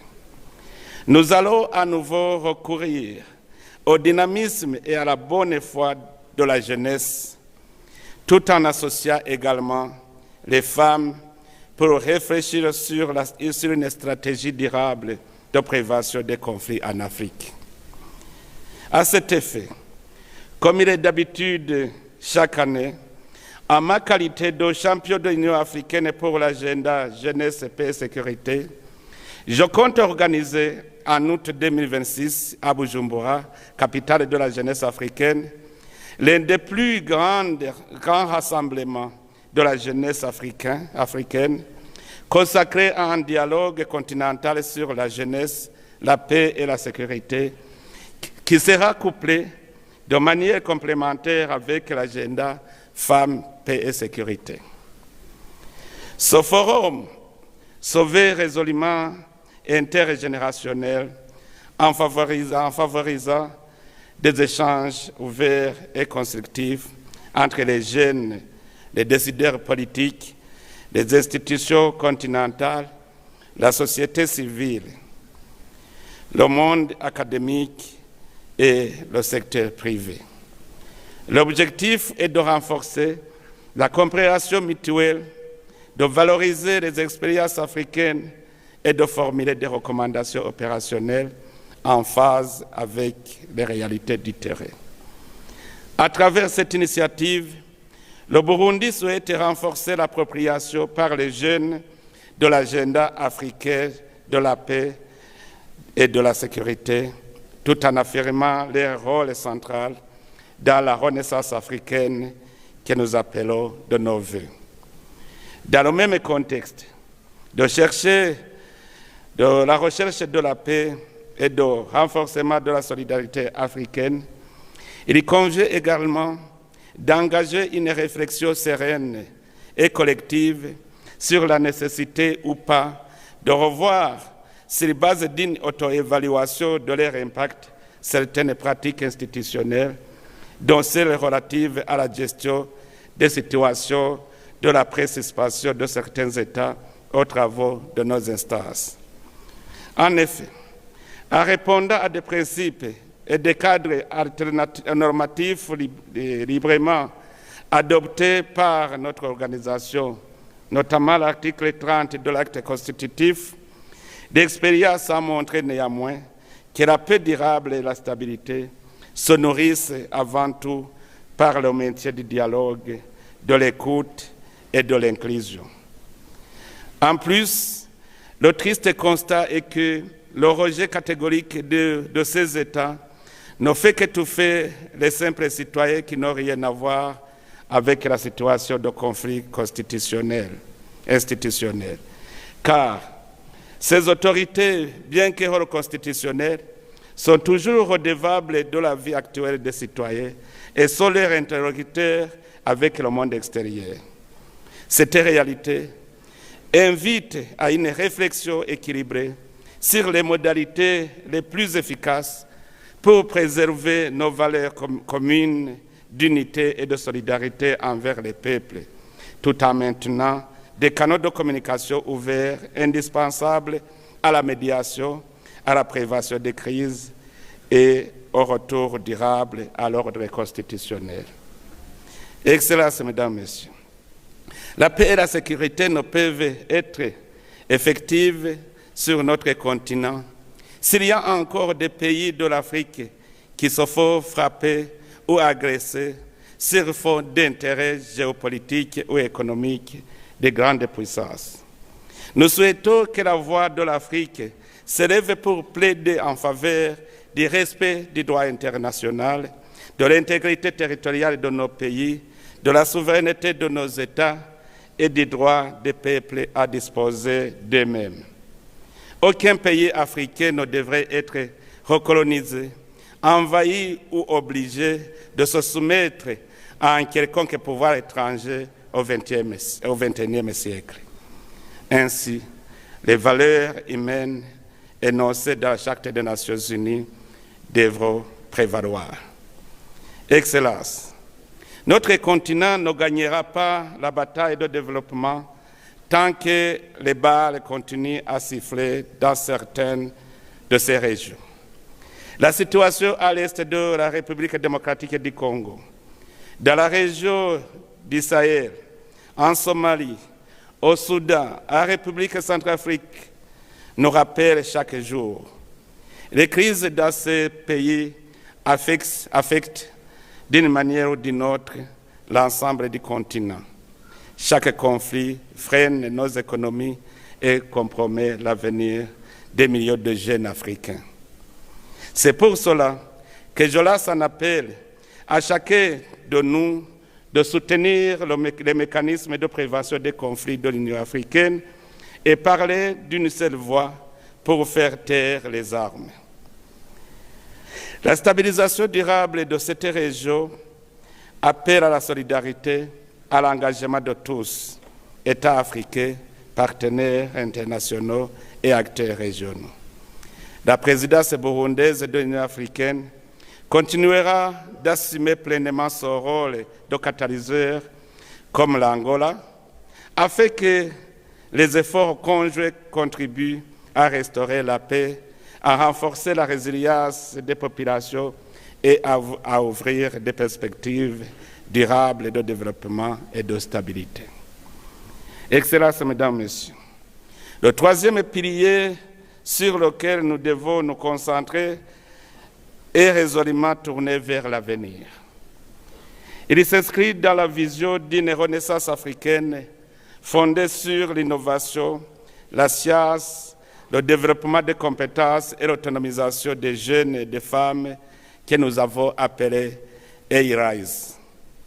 En effet, les statistiques montrent que l'Afrique comptera plus de 2,5 milliards d'habitants d'ici 2050, dont une majorité de jeunes. Ce dividende démographique peut être une force ou un risque selon le choix que nous faisons aujourd'hui. Notre capacité à transformer ce potentiel démographique en moteur de croissance, de stabilité et de créativité dépendra des choix que nous faisons en matière d'éducation, de formation, de recherche scientifique et d'accès à l'emploi. Ici, je souligne l'employabilité de jeunes parce que nous observons des fuites de cerveau de l'Afrique vers les pays développés. À travers A-Rise, nous devons encourager le renforcement des systèmes éducatifs, la promotion des compétences adaptées aux besoins du marché du travail, ainsi que l'investissement dans la science, la technologie et l'innovation en tant que levier essentiel de la transformation structurelle de nos économies.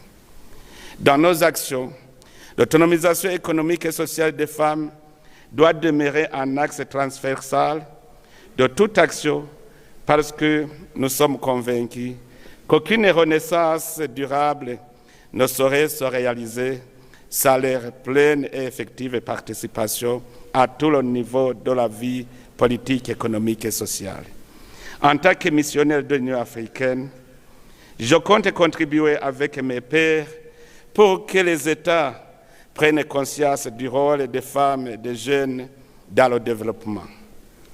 L'expérience burundaise de la création des banques pour les jeunes et pour les femmes a contribué à la création d'écosystèmes favorables à l'entrepreneuriat des jeunes et des femmes, à l'accès au financement et au marché, notamment dans le cadre de la mise en œuvre de la zone de libre-échange continentale africaine.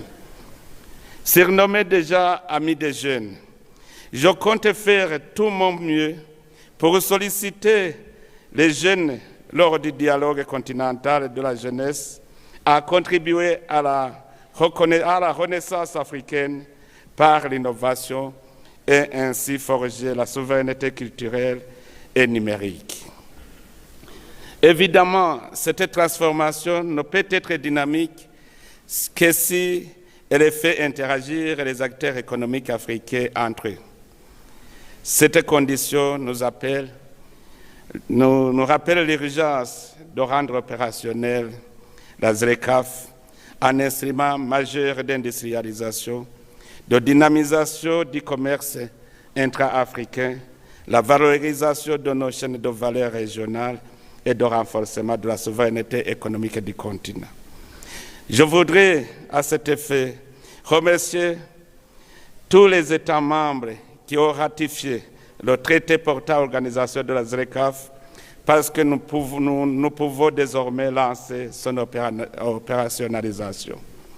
Excellences, Mesdames, Messieurs, nous devons garder à l'esprit que la réalisation de notre vision commune repose sur la mise en œuvre cohérente, progressive et résolue des programmes phares de l'Union africaine qui constituent l'ossature opérationnelle de l'agenda 2063.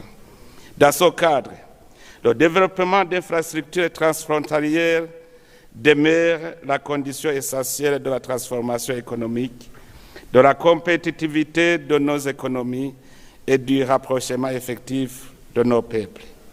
À cet égard, notre programme s'inscrira dans la continuité du programme de développement des infrastructures en Afrique, pilier fondamental de l'intégration continentale visant à relier nos États par des réseaux modernes de transport, d'énergie, d'eau et de télécommunications. On ne pourrait se passer de souligner l'essentiel qui est la quête permanente de la sécurité alimentaire et sanitaire, deux piliers indissociables du développement humain. Ainsi, le programme détaillé de développement de l'agriculture en Afrique, socle de notre sécurité alimentaire, de la création d'emplois et de la résilience de nos économies face aux effets du changement climatique demeure très important. Au Burundi, l'agriculture reste le principal moyen de subsistance de la grande majorité de la population. Cette réalité nous a imposé à placer l'agriculture, la nutrition et la santé publique au cœur de nos politiques nationales. Cette expérience est guidée par une conviction devenue le socle de notre action publique. Chaque bouche doit avoir à manger et chaque poche de l'argent. Ce slogan traduit notre vision d'un développement centré sur l'être humain, où la dignité commence par une alimentation suffisante et saine et se consolider par la capacité de chaque Africain à subvenir à ses besoins par son travail. Excellences, Mesdames, Messieurs, La quête permanente de la bonne gouvernance reste autant une de nos priorités. L'on n'oubliera pas l'importance du mécanisme africain d'évaluation par les pairs en tant qu'outil essentiel de promotion de la bonne gouvernance. Son renforcement continue à contribuer à la consolidation de la confiance, de la stabilité institutionnelle et la crédibilité de nos États par nos citoyens, condition indispensable à une paix durable, à un développement inclusif et une intégration continentale réussie. Nous continuerons également à soutenir le renforcement des organes de l'Union africaine, la Commission, le Conseil de paix et de sécurité, le Parlement panafricain, la Cour africaine et les institutions financières africaines, car une union forte repose sur des institutions crédibles, efficaces et dotées de ressources adéquates. À cet égard, je tiens à rendre hommage appuyé à tout le personnel de l'Union africaine. Leur professionnalisme, souvent discret mais essentiel, est le moteur quotidien de notre organisation. Le Burundi s'engage à soutenir leurs efforts et à promouvoir une administration continentale performante et respectée. Dans la mise en œuvre de l'ensemble de ces priorités, notre présidence attachera une importance particulière au renforcement de partenariats stratégiques de l'Union africaine fondés sur le respect mutuel, l'alignement sur les priorités africaines et les bénéfices partagés. Nous œuvrerons à consolider la coopération avec les Nations unies, les institutions financières internationales, les partenaires bilatéraux et multilatéraux, ainsi qu'avec le secteur privé et la société civile, afin de mobiliser les ressources, les compétences et les innovations nécessaires à l'accélération de la mise en œuvre de l'agenda 2063. Excellence, j'ai la conviction que l'Afrique est capable de marcher debout, s'appuyant seulement sur le dynamisme de ses filles et fils et de ses ressources naturelles. L'expérience de l'Afrique est celle d'un continent en marche, conscient de ses défis et aussi confiant dans la capacité de son peuple à les surmonter. Notre présidence veillera à ce que cette action collective s'exerce dans un esprit d'inclusion, de solidarité et de responsabilité partagée au service inclusif de l'intérêt supérieur du continent africain. Excellences, Mesdames, Messieurs les chefs d'État et de gouvernement, permettez-moi pour conclure d'adresser un hommage particulier à son Excellence Antonio Guterres, secrétaire général des Nations Unies, dont le mandat arrive à son terme. Tout au long de ces années, il a incarné avec constance les valeurs du multilatéralisme, du dialogue et de la solidarité internationale dans un contexte mondial marqué par des crises multiples et des défis sans précédent. L'Afrique tient à saluer son engagement soutenu en faveur de la paix, du développement durable et de la place légitime de notre continent dans la gouvernance mondiale. Son écoute attentive des priorités africaines, son soutien aux efforts de l'Union africaine et sa foi dans les solutions collectives resteront une source d'inspiration durable.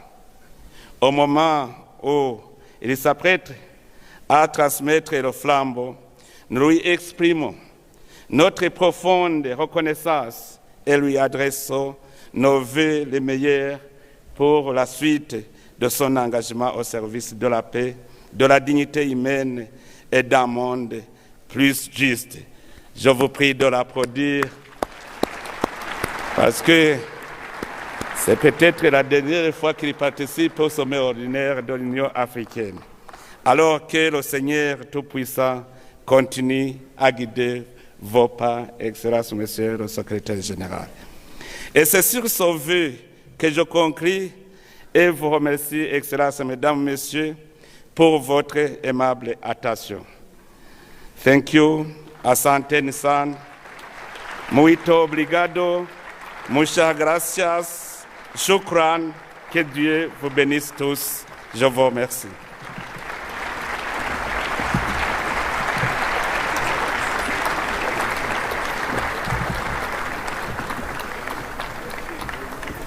Grand merci, Excellence.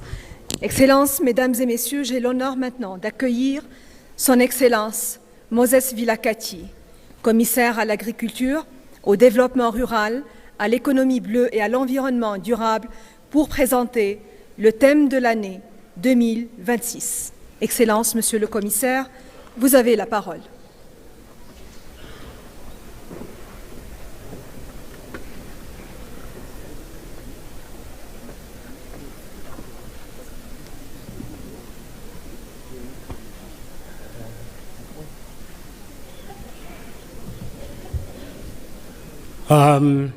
Thank you, Director of Ceremonies, Your Excellency Evariste Ndayishimiye, President of the Republic of Burundi and Chairperson of the African Union, Your Excellencies, Heads of State and Government, distinguished delegates, ladies and gentlemen.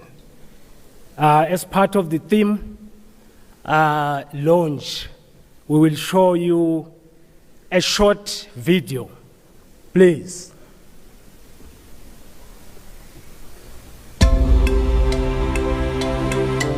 Excellences, chers compatriotes africains, aujourd'hui, nous lançons le thème de l'année 2026 de l'Union africaine. Assurer la disponibilité durable de l'eau et des systèmes d'assainissement sûrs pour atteindre les objectifs de l'agenda 2063. L'eau et l'assainissement. Thank you. Good afternoon, Excellencies, Heads of State and Government, Ministers here present, distinguished members of the media, ladies and gentlemen. My name is Wayne Musabayana. I am the Head of Communication at the African Union Commission. It is my great honor to welcome you to this high-level press conference on the critical theme of sustainable malaria financing. Today, we are here at the headquarters of the African Union at the 39th Ordinary Session of the African Union Assembly to acknowledge the progress that has been made and also to acknowledge that Africa still bears the overwhelming burden of malaria, accounting for 96% of global cases and 97% of deaths, according to the documents that we have at hand. The global financing landscape is tightening, and we face a perfect storm of challenges, making sustainable domestic finance more urgent than ever. Over the next hour or so, as we discuss the big push against malaria, we will hear from several heads of state and key partners who will share their ongoing initiatives, their insights and commitments to tackling this challenge of malaria through African leadership, innovation, and integrated financing.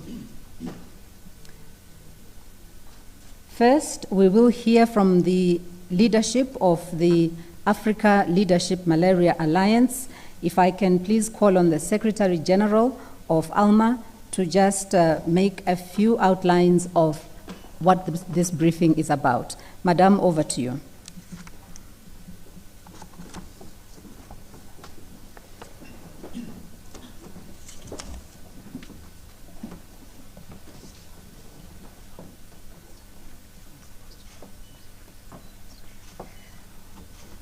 Your Excellencies, the Chair of ALMA, Your Excellency President Advocate Duma Gideon Boko, Your Excellency President of the United Republic of Tanzania, President Hassan, Your Excellency Ambassador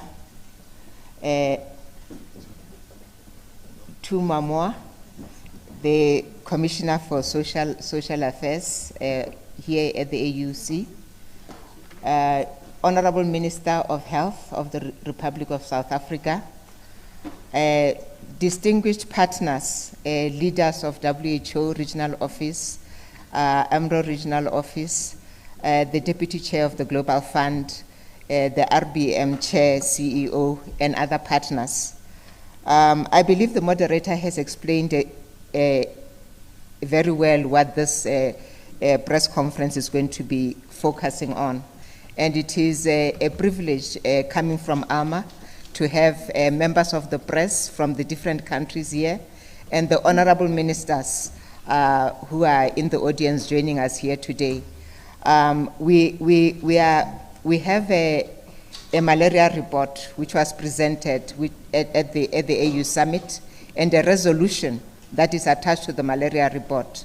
So the President of the Republic of Botswana, as the chair of ALMA, will be sharing the key messages from that resolution, primarily focusing on sustainable financing, not just for malaria, but for all of health, and what we need to do as a continent in order to be ready and to attain and to protect our sovereignty, particularly in the health area, so that we can reduce deaths from malaria and other communicable diseases, and also enhance and strengthen resilient primary healthcare systems in order to attain the 2030 goals.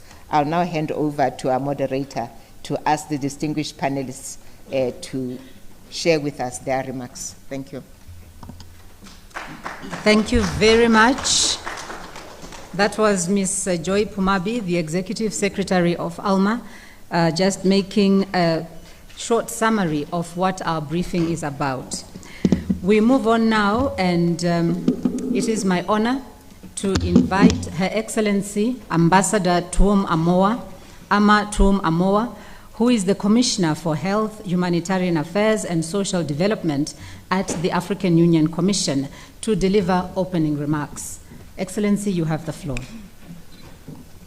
Thank you very much.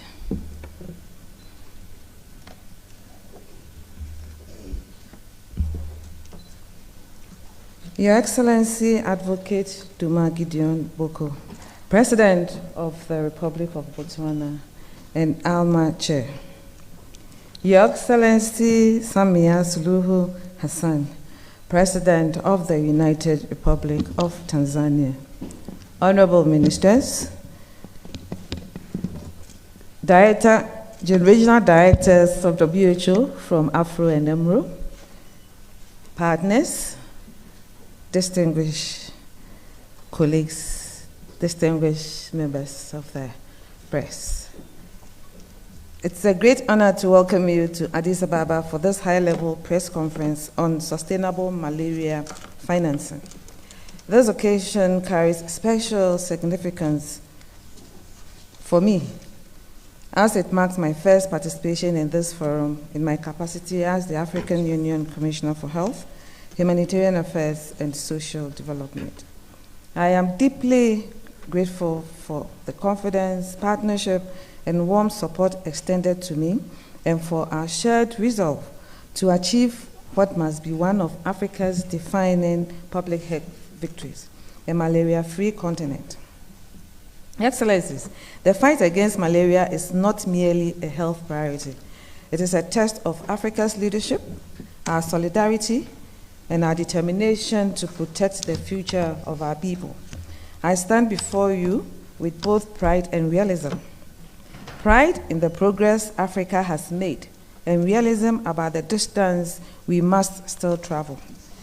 The Africa Health Strategy continues to provide a clear and coherent roadmap for strengthening health systems, expanding equitable access to quality care, and advancing us steadily towards achieving universal health care coverage. Complementing this vision, the AU Roadmap to 2030 and beyond calls for affordable, integrated health services supported by sustainable domestic financing in the enduring spirit of the 2001 Abuja Declaration. Agenda 2063 rightly positions health as a cornerstone of Africa's transformation.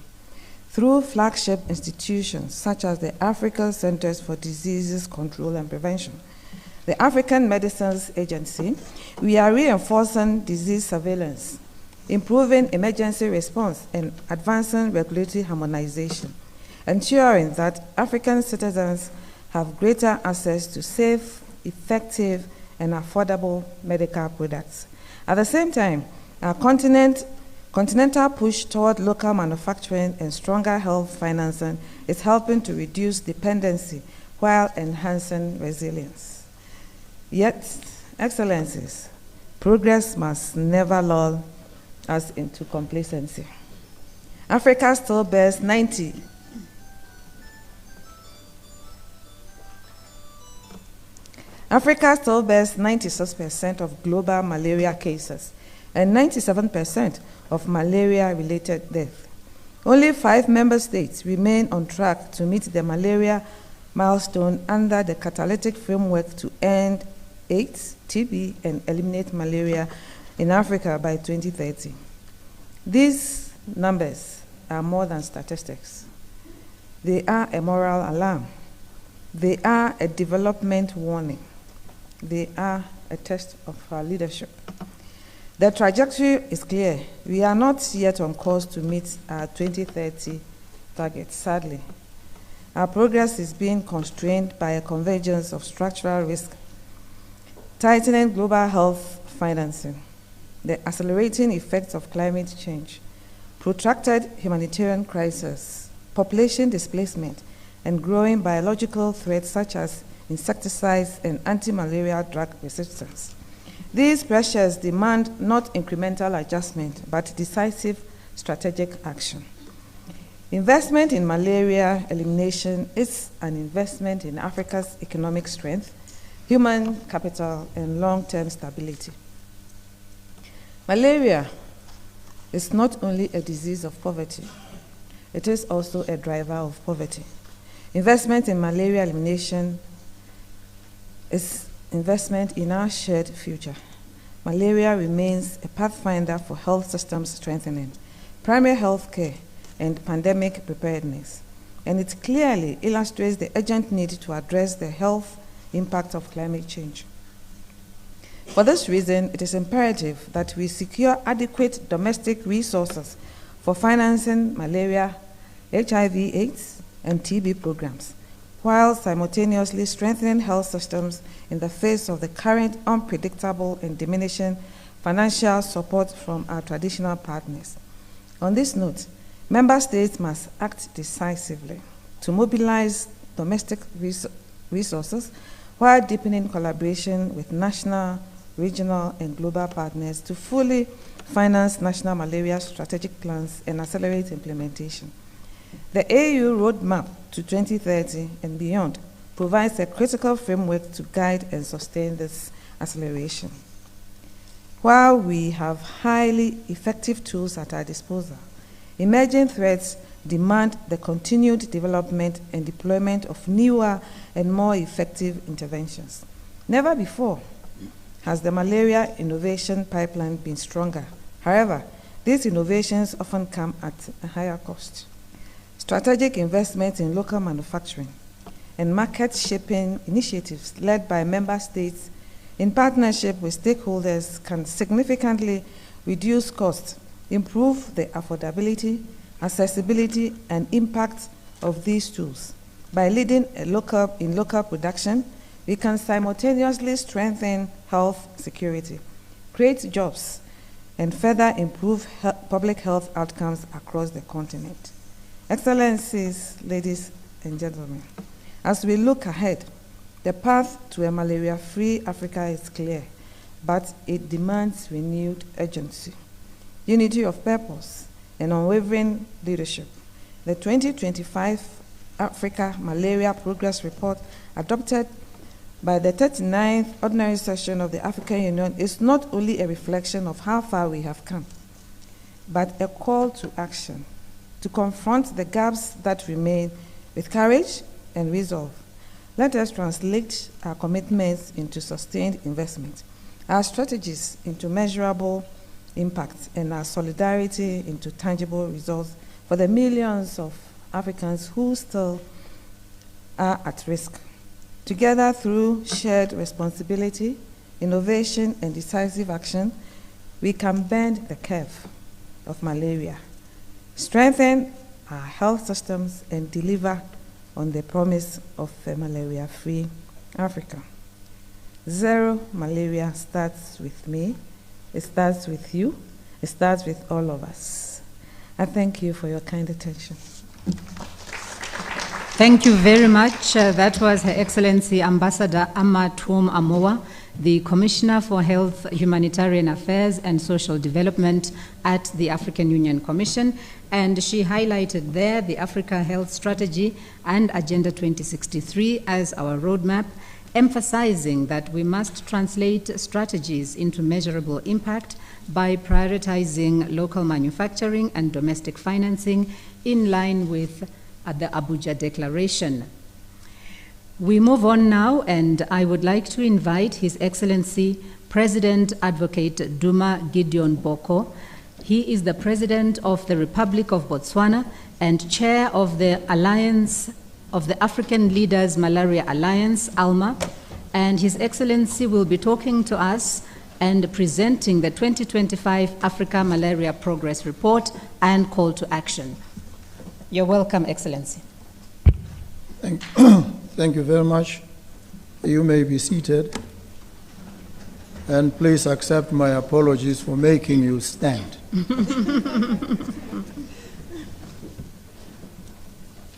Let me recognize each and every one of you individually and personally, and thank you for managing to gain access and be here with us today.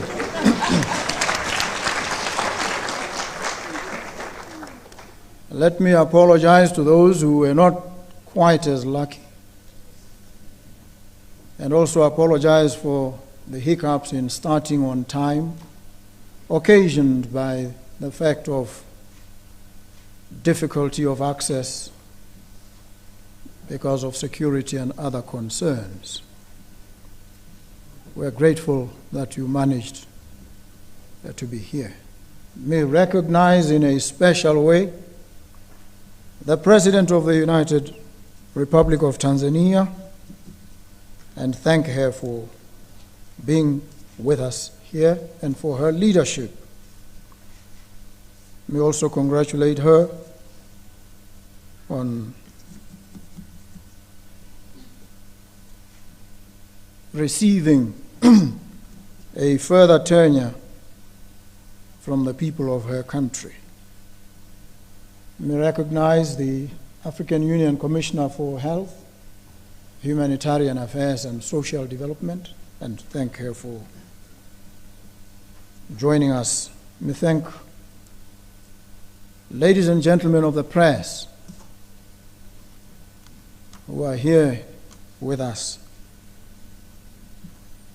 I do not forget the Minister of Health of South Africa. Sometimes I forget that him and I have actually never met until we met here. I have seen him so much on television. He has seemed like a recurrent decimal in my life. I appreciate your presence here, sir. Thank you very much. And the deputation from the World Health Organization, we are most grateful for your support, for your guidance and your hand-holding on occasion.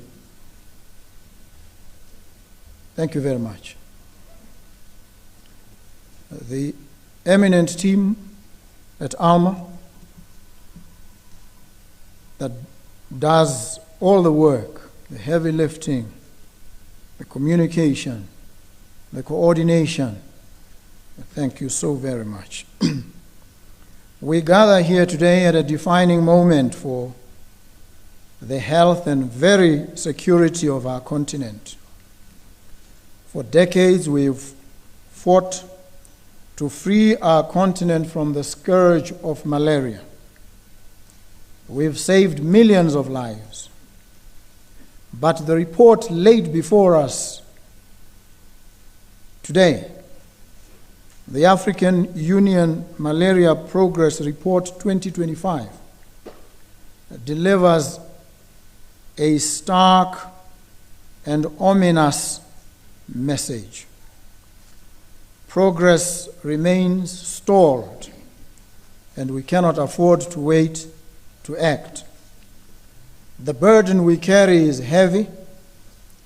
In 2024, Africa recorded 271 million cases of malaria and nearly 600,000 deaths, representing 96% and 97% of the global total, respectively.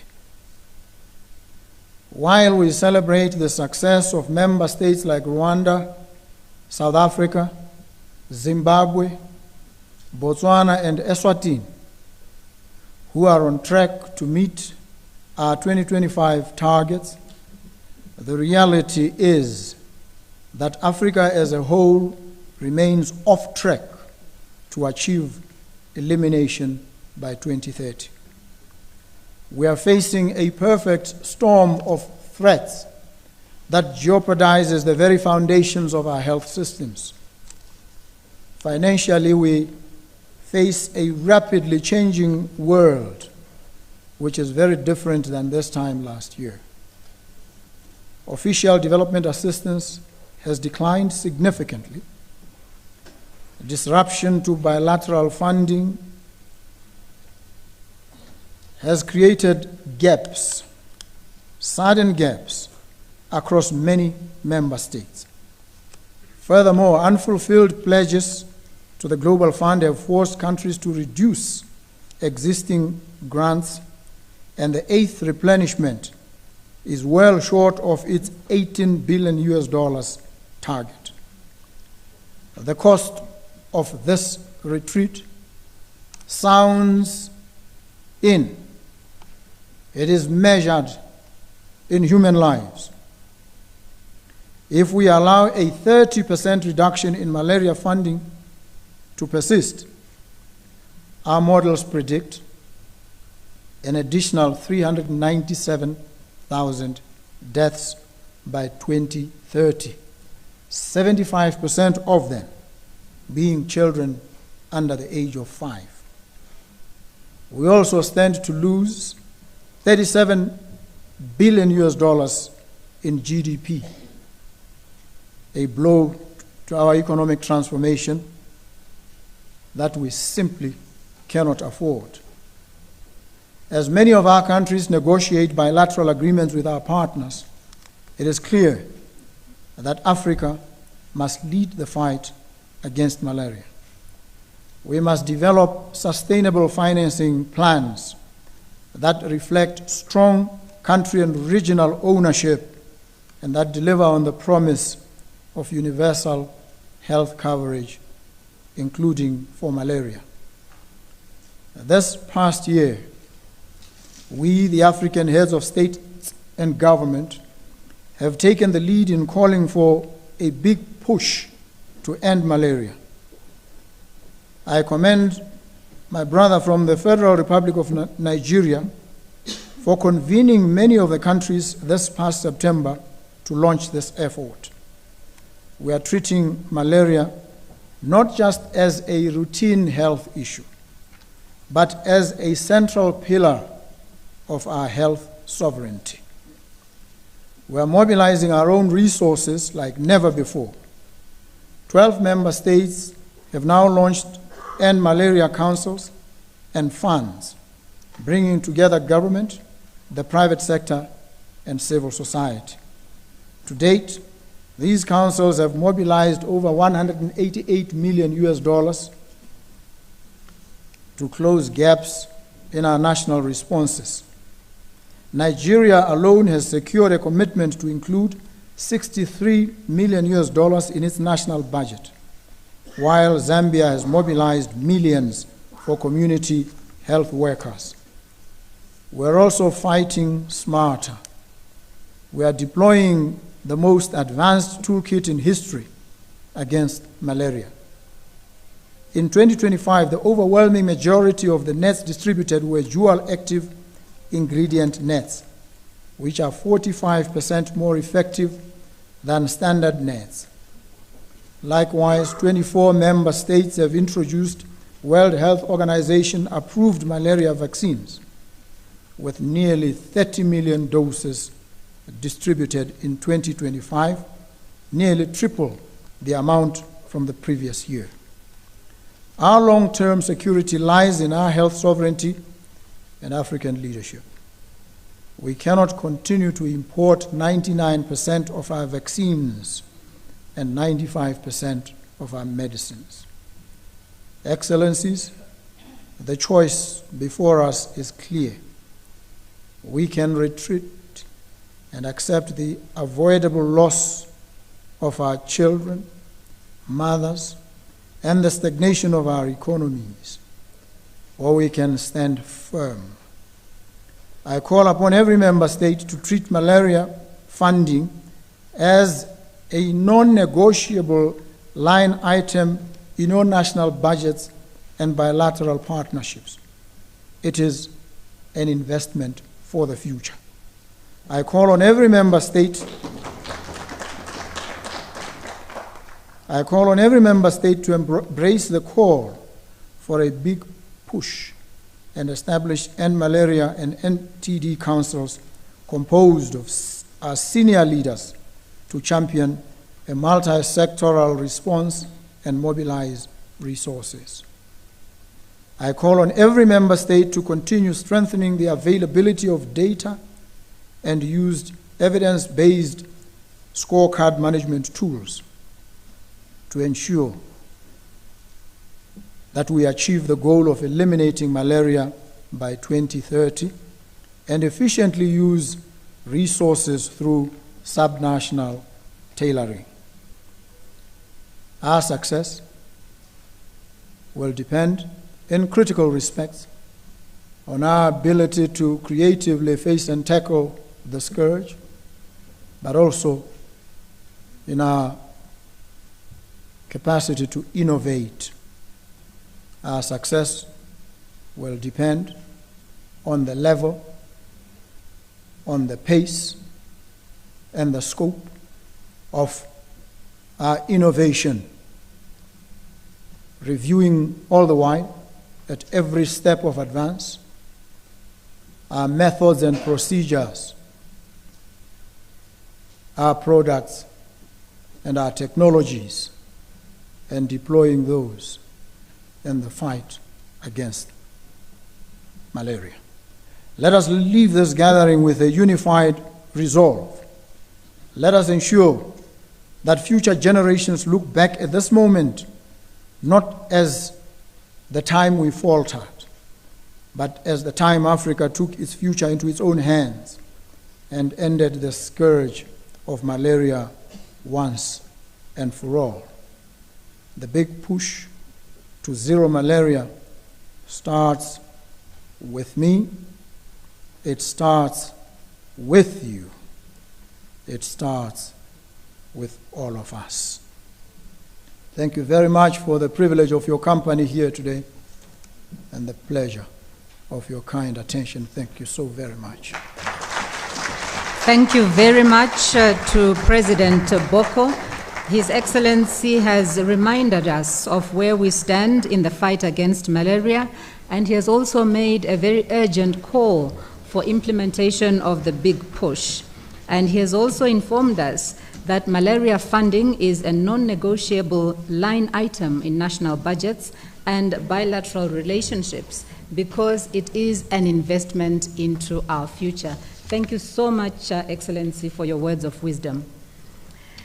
We now move on, and I'm really honored to be able to call upon the Minister of Health of the Republic of South Africa, Dr. Aaron Motsoaledi, who is going to talk to us on behalf of His Excellency President Cyril Ramaphosa, and he will be providing his remarks on public and private sector domestic resource mobilization. Excellency, you're welcome.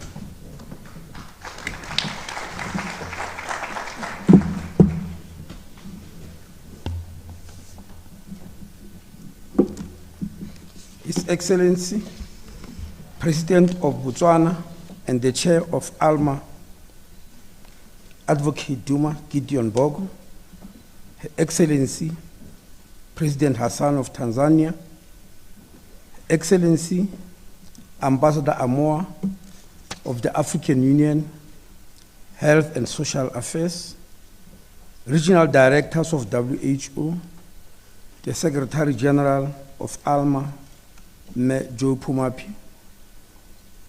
Ladies and gentlemen, on behalf of the President of the Republic of South Africa, President Cyril Ramaphosa, it's a great honor for me to join you today at this pivotal moment in our continent's fight against malaria.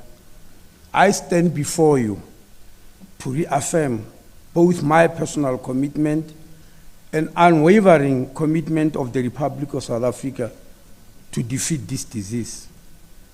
As my leader, His Excellency, President Advocate Duma Gideon Bogo has already highlighted, the funding landscape for malaria has drastically shifted. In the past 5 years, official development assistance for health has declined significantly. Multilateral partnerships are increasingly replaced by bilateral partnerships. And while global fund replenishment, which South Africa and the UK co-hosted, yielded substantial pledges, it will unfortunately not be sufficient to end malaria in Africa. With this perfect storm of challenges, including effects of climate change on health, reduced funding risk, and a deadly resurgence to the level witnessed at the start of this century, will put malaria elimination out of reach for another generation. But that need not be our future. The recent floods across many of our countries remind us that climate-related shocks are increasing vulnerability and creating ideal conditions for malaria transmission. These events underscore the urgency of building climate-resilient malaria programs that can anticipate, prevent, and rapidly respond to outbreaks. Despite these formidable challenges, scientists from Africa and from across the globe are developing powerful next-generation technologies to save lives. Technologies such as new vaccines, new anti-malarial treatment, and new diagnostics. These tools offer hope, a path of saving millions of lives and getting us back on track of elimination. But we can only realize this promise if we secure the necessary financing. Your Excellencies, with these powerful tools at our disposal, now is not the time to retreat. This is the time to re-energize and reignite our battle. This is a time for a big push grounded in African health sovereignty.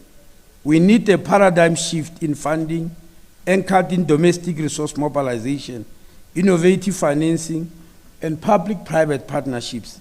These efforts must be complemented by continued international support, including from the Global Fund, the World Bank, and our official development partners. Across the continent, countries are already leading the way and accelerating investment in their own health systems.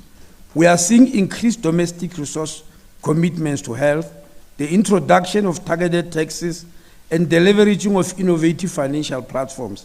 The private sector is also playing a valuable role in the fight against malaria. We are supporting workplace health programs, manufacturing vital tools and commodities in Africa, and helping to distribute mosquito nets across communities. National multi-sectoral and malaria councils have raised over $108 million in 12 countries, demonstrating the power of multi-sectoral collaboration. In the SADC region, we've mounted a very successful E8 malaria elimination, which has demonstrated the power of regional solidarity in health security. E-aid or elimination aid has shown that malaria elimination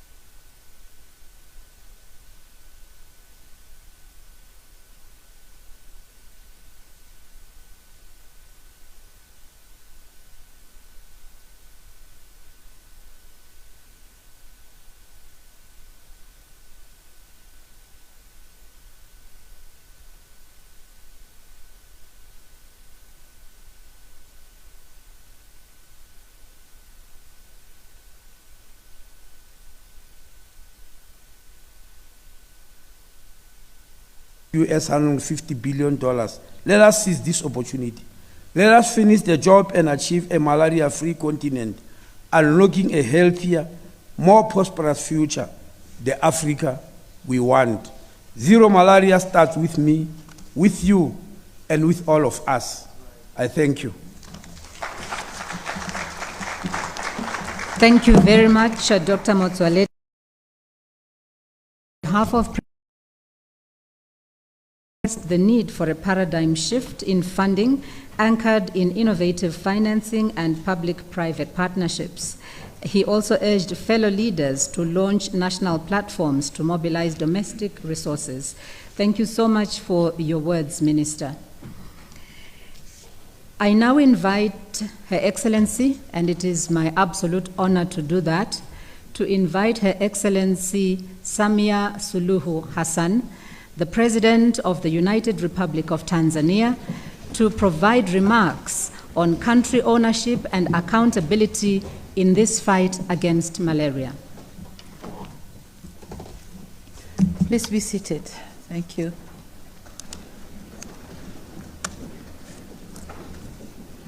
Your Excellency, Advocate Duma Gideon Boko, President of the Republic of Botswana and Chair of ALMA, Her Excellency Ama Shumu Amo, Commissioner for Health, Humanitarian Affairs and Social Development, distinguished ministers and ambassadors, directors of WHO Africa, ALMA stakeholders, members of the press, ladies and gentlemen. I'm honored to join you, my fellow leaders, in this important conversation, which demands both honesty about where we stand and confidence in what Africa is capable of achieving. Sustaining malaria financing for a new era raises a fundamental question for every leader on this continent. Are we prepared to own the fight against this disease? Are we prepared to fund it, to lead it, and to see it through? On behalf of the United Republic of Tanzania, my answer is a firm yes. And there is enough evidence from across the continent showing that Africa's answer is also yes. Excellencies, Africa is genuinely growing to be a champion of its own ambitions. The progress we have heard today from reports and from fellow leaders confirms that our countries are strengthening institutions, mobilizing resources, deploying innovations, and holding themselves accountable for results. Tanzania is proud to be among these countries, and that is precisely why I couldn't miss this important dialogue, although I was a little bit delayed, but I'm here. Excellencies, Tanzania is proud to host the African Leader Malaria Alliance, or ALMA, on our soil as an intergovernmental organization, enabling effective coordination of the continental malaria elimination agenda. When Africa chooses to lead, Africa must also build strong institutions that make the leadership meaningful. Tanzania has done so, and we remain fully committed to strengthening this role. Excellencies, in the fight on the ground, Tanzania has confronted malaria for generations. Our response spans the full spectrum of what it takes to defeat this disease. We have invested to world-class research, including through the Ifakara Health Institute, where our scientists are advancing innovative technologies such as gene drive to prevent mosquitoes from transmitting malaria. This is African science led by African researchers addressing African challenges. Beyond research, we continue to strengthen routine interventions by scaling up next-generation nets, expanding malaria vaccines, and improving community case management. We have established a multi-sectoral collaboration framework that enables permanent secretaries across government ministries to implement malaria-smart activities. These efforts support our broader vision for primary health care and universal health coverage, ensuring that malaria control is fully integrated into our health system. Excellencies, Tanzania has demonstrated a strong commitment to domestic resource mobilization. Through the End Malaria Councils of Tanzania mainland and Zanzibar, we are engaging governments, the private sector, faith communities, and civil societies. We are proud that Tanzania efforts form part of our broader continental movement in which End Malaria Councils across Africa have mobilized over $209 million. And so I urge all member states to establish these platforms at the foundation of sustainable African-led responses. Excellencies, as we have heard from the chair of ALMA, the global funding landscape is tightening at a time when our tools are stronger than ever.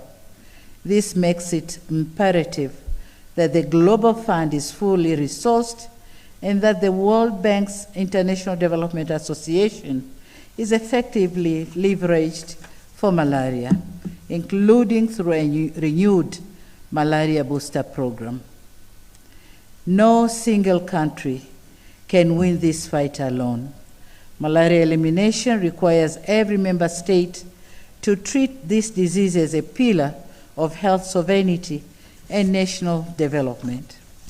It also requires our international partners to stand with Africa and honor their commitments in full. Our collective success depends on shared responsibility and sustained partnership. Excellencies, as a president of a nation that has fought malaria for generations, and as a host of the alliance that coordinates our continental response, I speak with conviction when I say this is a fight Africa can and will win. We must act now with urgency, unity, and determination for the sake of our people and future generations. Excellencies, I thank you for your attention and for your continued commitment to sustaining malaria or malaria financing and accelerating malaria elimination across our continent. Thank you very much for your kind attention. Thank you very much, Your Excellency. You have highlighted that we need to own the fight against malaria. You've also talked about Tanzania's leadership in hosting ALMA and leveraging end malaria councils to mobilize resources. We've also heard from you a call to all African countries to treat malaria as a pillar of health sovereignty and for international funders to honor their commitments. I thank you so much, Excellency, Madam President. We have now come to the point where we get to hear very brief remarks from the partners that have been so kind as to join us for this event. And we will start with Dr. Hanan Balki, who is the Regional Director of the WHO. I will ask you to speak from where you are, Madam. Yes. So our partners will speak from where they are. And they have 2 minutes each to speak. Over to you. Thank you very much, and good afternoon to everyone. Honorable President of Tanzania, Your Excellency Samia Hassan, and Honorable President of Botswana, Your Excellency Duma Boko, and Honorable Minister and Ambassador of the African Commission, dear Sister Ama Amoa, and dear colleagues. You can hear me? Yes. Just a quick disclaimer, the Eastern Mediterranean region actually includes 7 member states from the African continent. So I am here with my dear colleague, the Regional Director of the remaining of the African countries. In the Eastern Mediterranean region, malaria remains a major public health threat. In 2024, an estimated 11 million malaria cases were recorded across 7 endemic countries. Conflict, displacement, climate change, and fragile health systems are reversing years of progress, leaving malaria deaths rising, with nearly half of the burden falling on Sudan, where conflict has displaced millions into high-risk settings with limited access to health services. In 2024, the country recorded nearly 5 million malaria cases, with a 57% increase reported in early 2025. Yet only 30% of malaria response needs are currently funded. Despite these challenges, the region offers clear proof that elimination is possible. In 2024, Egypt was certified malaria-free after decades of sustained surveillance, free treatment for all, and strong cross-border collaboration. This shows that long-term investment delivers results. The malaria vaccine is one of the most significant public health breakthroughs in a generation, with a 13% reduction in all-cause child mortality in vaccinated areas. Sudan began the rollout of the vaccine in November 2024 amid the conflict, demonstrating extraordinary commitment can do miracles. But the vaccine is not the silver bullet. It works best as part of an integrated package, including bed nets, vector control, and surveillance. Progress depends on strong partnership. Collaboration with the African Development Bank and others is strengthening surveillance, vector control, and health services. But without funding, any progress will not be sustained. We need a united effort to increase funds for malaria programs through stronger domestic resource mobilization, sustained financing plans, and expanded public-private partnership. And that is exactly what the WHO is doing, being laser-focused on national regulatory authorities, enhancing local production, specifying what is needed to reach our SDGs, and ensuring that what is needed for malaria elimination and other disease elimination can be produced by the countries, from the countries, or at least from the region to the region. Thank you very much for your attention, and happy to take any questions. Thank you so much. That was Dr. Hanan Balki, who is the WHO Regional Director for the Eastern Mediterranean. I am now very pleased to invite my former commissioner, who is now the Vice Chair of the Board of the Global Fund, Ambassador Biens Gawanas. Over to you, Madam.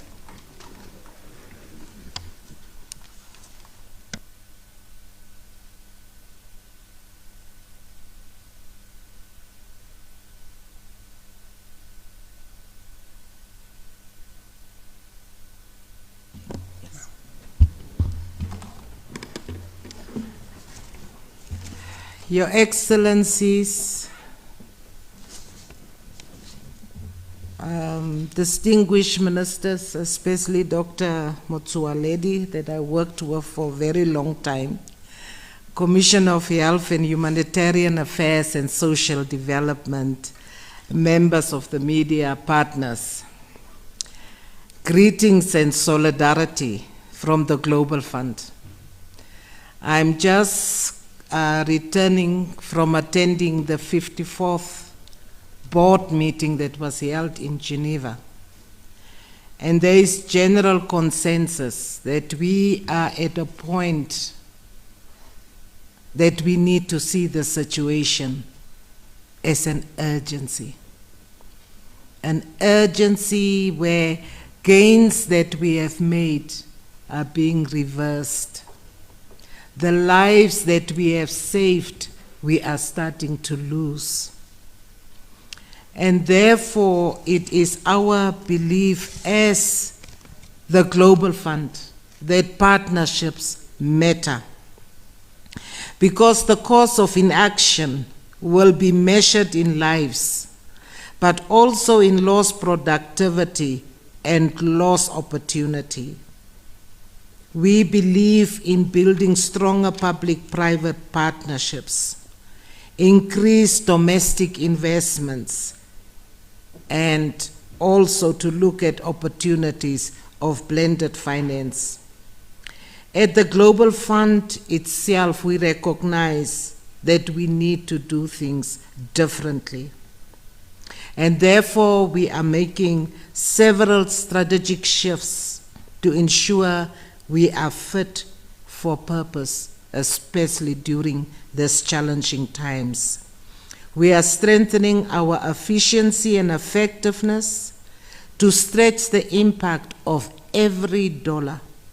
We are scaling innovation with market shaping at the center to accelerate access to new tools, including new first-line malaria treatments and innovative vector control solutions.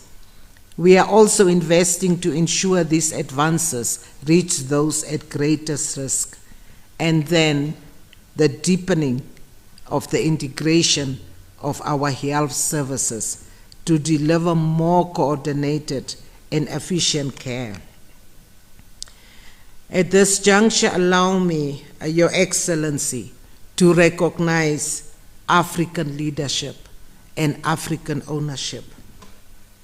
In this vein, I want to applaud Alma, that has stood the test of time, the African Union, and South Africa, who recently co-hosted the 8th replenishment of the Global Fund with the United Kingdom in South Africa. Yes, we set an ambitious target. We did not get it. But that does not stop us from strengthening our resolve to continue to save lives.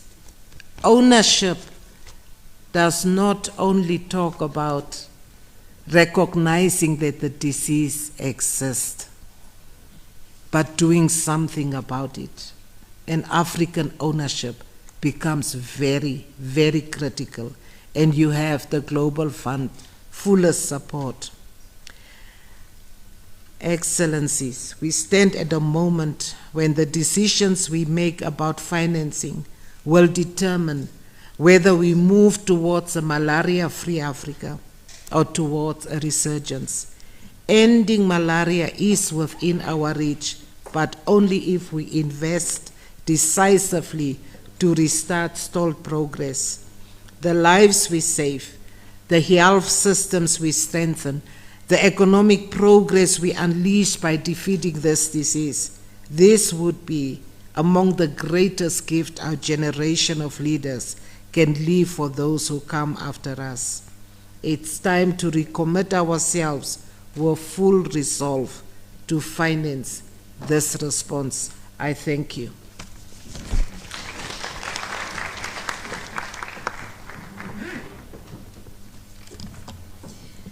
Thank you very much to Ambassador Biens Gawanas, the Vice Chair of the Board of the Global Fund. It is now time to bring in the CEO of the RBM Partnership to End Malaria, Dr. Michael Adenkule Charles, to give the closing remarks on the big push against malaria.